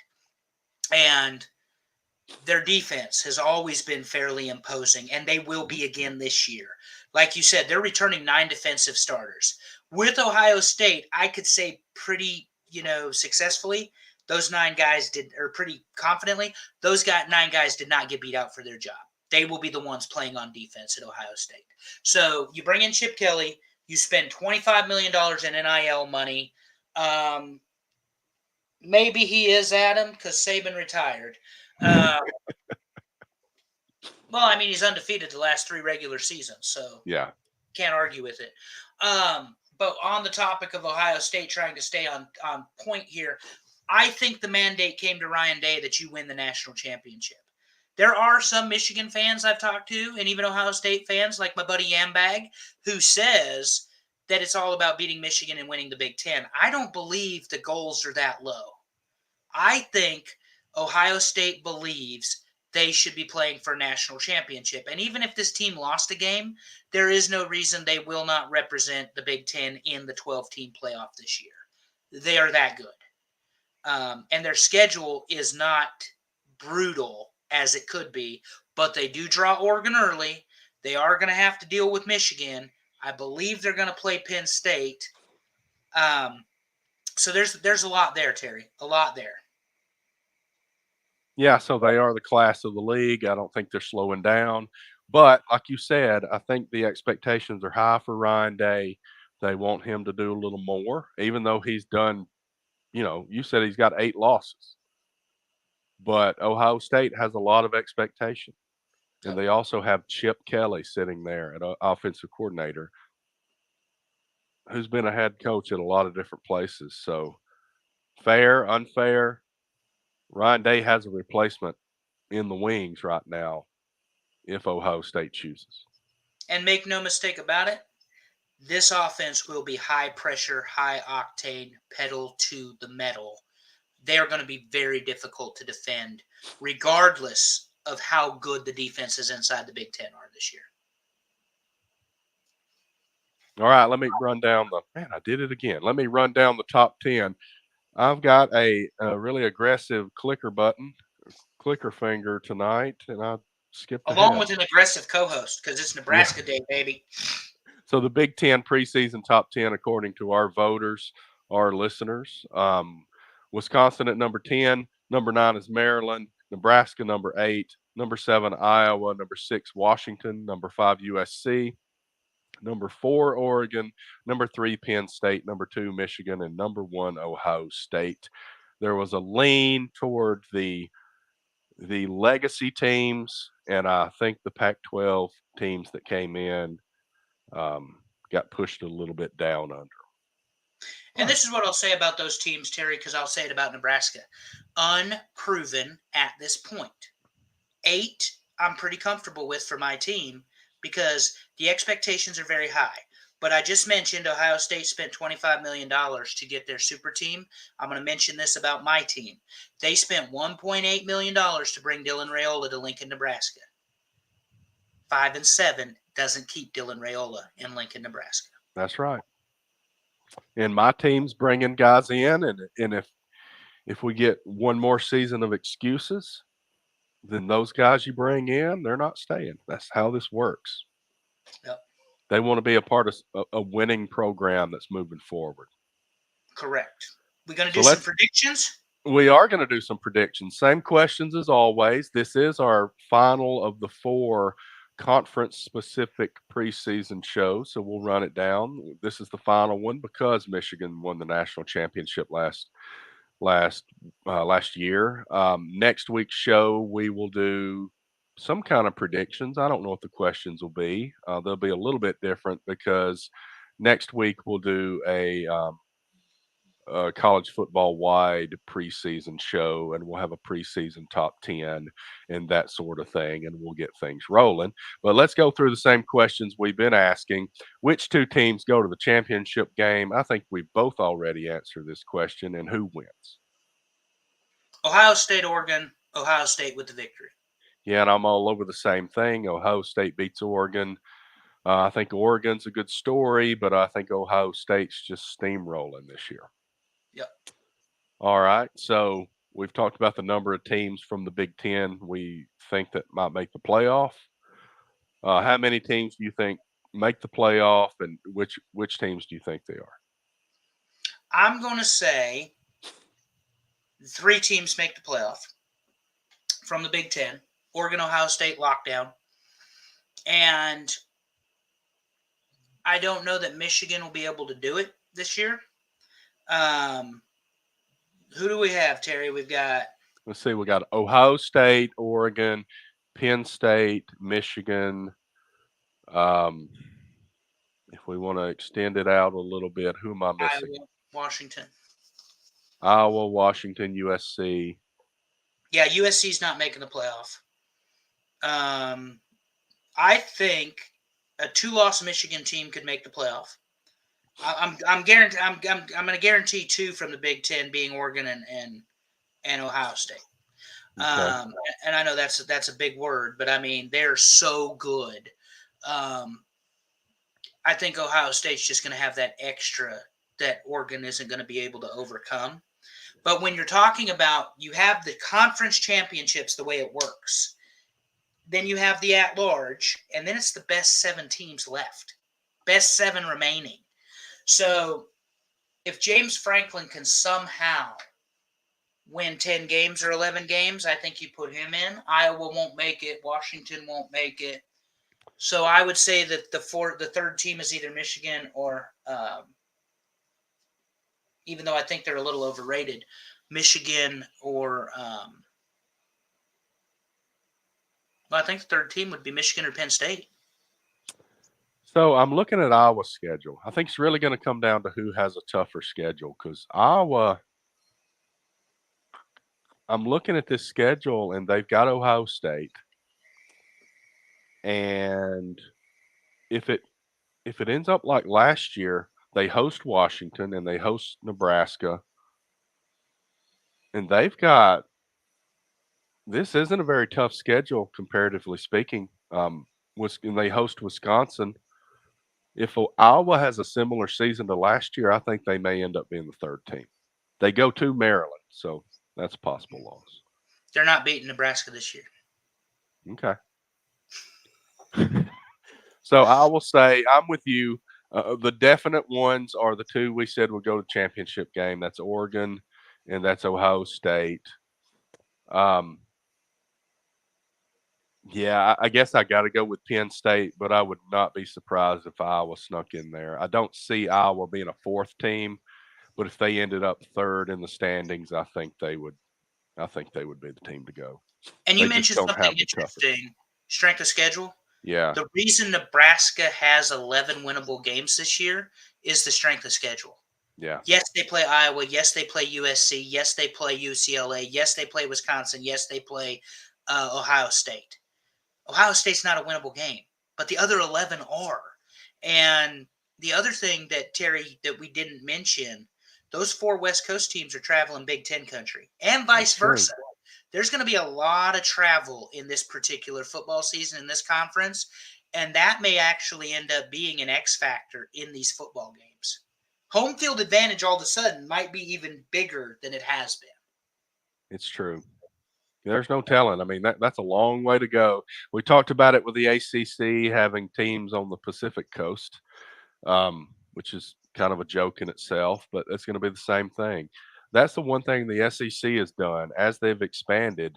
They've pretty much kept it pretty tight geographically. Even if you want to argue that it's not the Southeast, it's connected to the Southeast at least.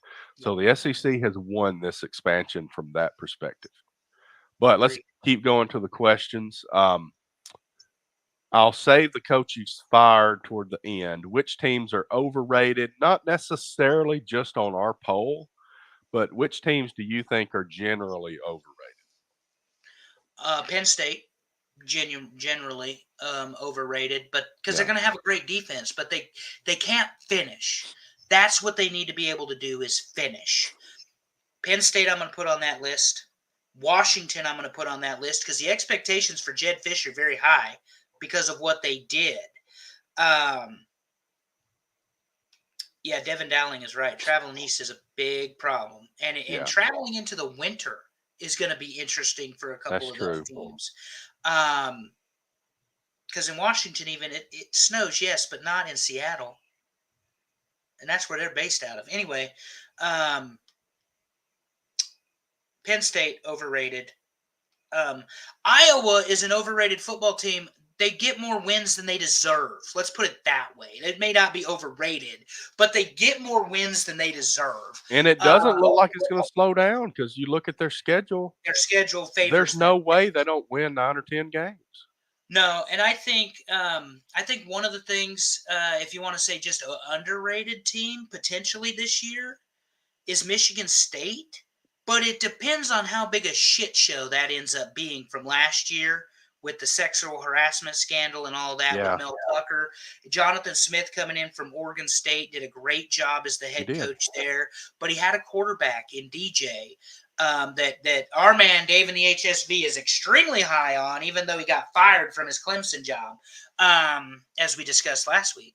But it depends on how they handle all that scandal and fallout at Michigan State. Michigan State's got a lot of resources, a lot of facilities, used to winning a lot of football games.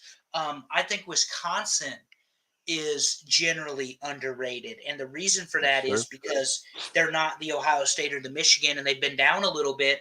But remember, this is Running Back University in Madison, Wisconsin. These guys have produced some very good football players over the last decade or decade and a half. And then I don't want to say that I think in the conference at 8, Nebraska is where they belong. But the expectations are so high. Yeah. Now it's time to nut up. Now it's time to deliver.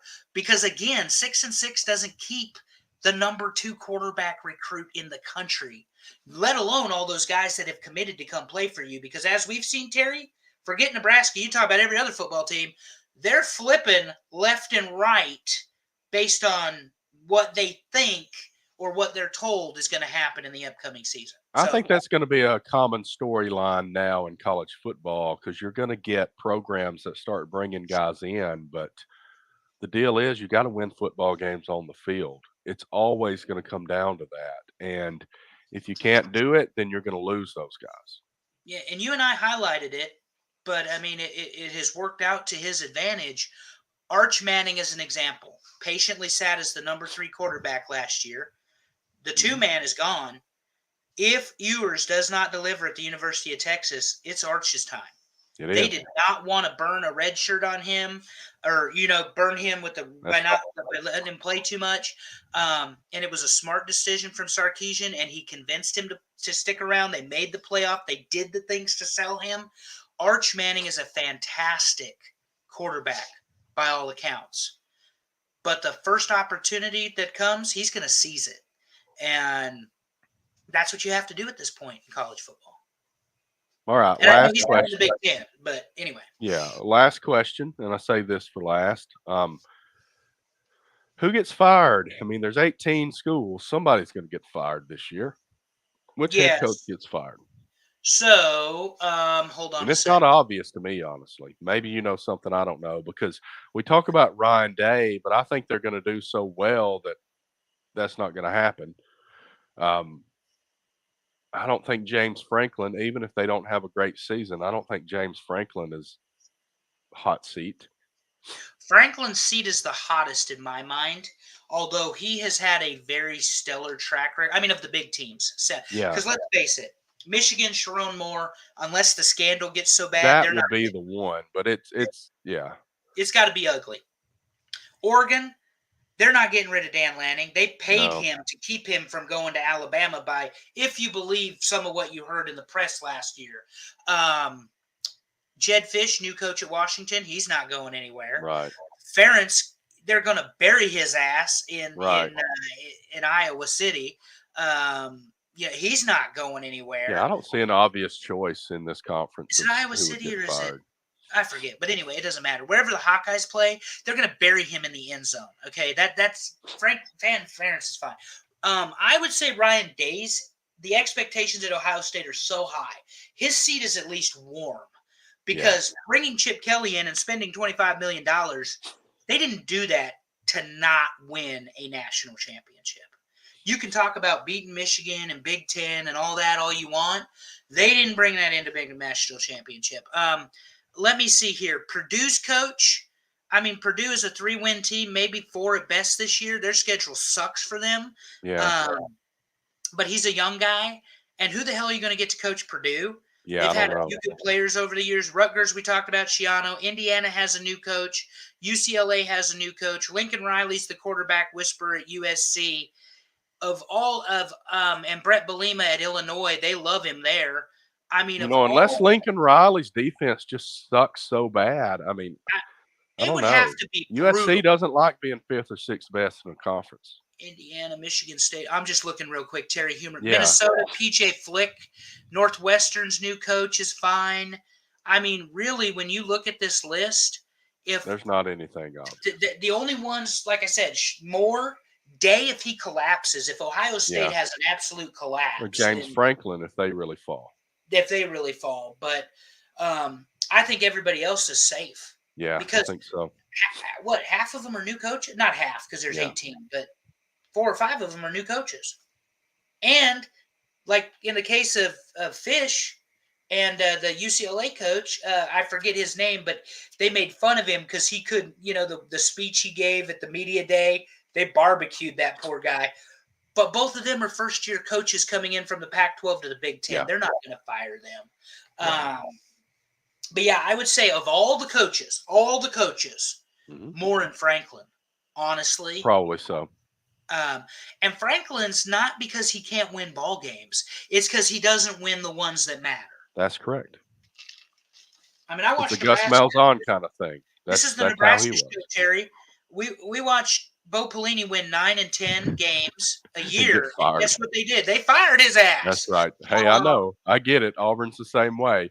Well, let me talk about something. We'll shift away from the questions. I have created the ESPN College Football Pick'em for TNA Top 10. I will, since we've gotten past the conference preseason shows, I will put this out someday this week, and we'll share that on social media.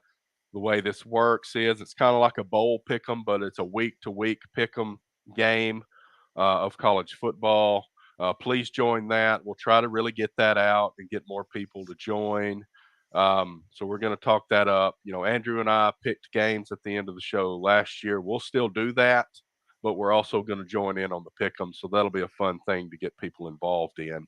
So that should go out this week. Fun show, Big Ten. You've been waiting on it.